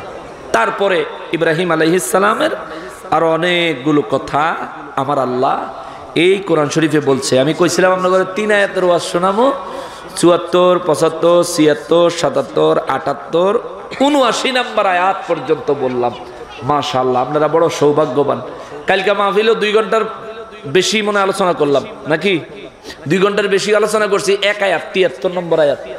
আর আপনাদের আজকে আলোচনা করলাম 6 আয়াত। আল্লাহ তাআলা রহমত ও বরকতের সঙ্গে আমাদেরকে কবুল করুন, আমাদের ঈমানকে তাজা ও মজবুত করে দিক। ওই মূর্তি পূজক হিন্দু ভাইদের, বিধর্মীদের প্রতি আমরা আহ্বান রাখাই, আসো ইসলাম গ্রহণ করা লাগতো না, ইসলাম কত সুন্দর, ইসলামের সৌন্দর্য দেখে যাও। যদি বিবেক খুলে যায়, আল্লাহ যদি দয়া করে, হেদায়েত যদি নসিবে হয়ে যায়, তুমিও মুমিন মুসলমান হয়ে যেতে পারো। কথা বলেন ঠিক কিনা? কয়েকদিন আগে ফেসবুকে একটা ঘটনা দেখছি, কুমিল্লা আদালতে 2টা মেয়ে এই মুসলমান হয়ে গেছে, তার মা এই আদালতে মামলা টামলা করে শেষ পর্যন্ত মেয়েদেরকে আদালত স্বাধীনতা দিছে যে তার যে ধর্ম ভালো লাগে সে সেই ধর্ম পালন করবে, কেউ তাকে বাধ্য করতে পারতো না। তার মারে দেখলাম অনেক টানাটানি কান্দাকাটি কইরা শেষ পর্যন্ত তার আম্মা গিয়া জমিনের মধ্যে ছিটিয়ে ফইরা বাপ ধরে লাইছে আর কি, যে যদি মা অজ্ঞান হয়ে গেছে এটা দেখা যদি মাইয়াটা ফিরে আসে। কিন্তু আল্লাহ যারা হেদায়েত দেয় তারা কি কেউ গোমরা করতে পারে? 2টা মেয়ে দিব্যি গাড়িতে উঠে চলে গেছে। মায়ের প্রতি নির্দয়তা, এখানে মা সন্তানের বিষয় আসবে না, এখানে ঈমান আর বেঈমানের বিষয় আসবে। ঠিক কিনা বলেন? অনেকে আমাদেরকে বলতে পারে যে হ্যাঁ, মা অজ্ঞান হয়ে গেল, আপনার ধর্ম মাকে কত ইজ্জত দেয়, তাইলে ওই সন্তান মাকে ইজ্জত দিল না কেন? না, যেখানে মায়ের ইজ্জত সম্মানের বিষয় আসবে সেখানে ইজ্জত সম্মান দেখাবে, কিন্তু যখন ঈমানের ব্যাপার চলে আসবে সব বাদ, আগে ঈমান। ঠিক কিনা বলেন? যেই বোনেরা ইসলাম গ্রহণ করেছে আমরা দোয়া করি ওই বোনদেরকে আল্লাহ হায়াতে তাইয়্যিবা দান করুক, ওই বোনদেরকে আল্লাহ দ্বীনে ইসলামের উপর পরিপূর্ণ খাঁটি মুমিনা হিসেবে কবুল করুক। তাদের গর্ভ থেকে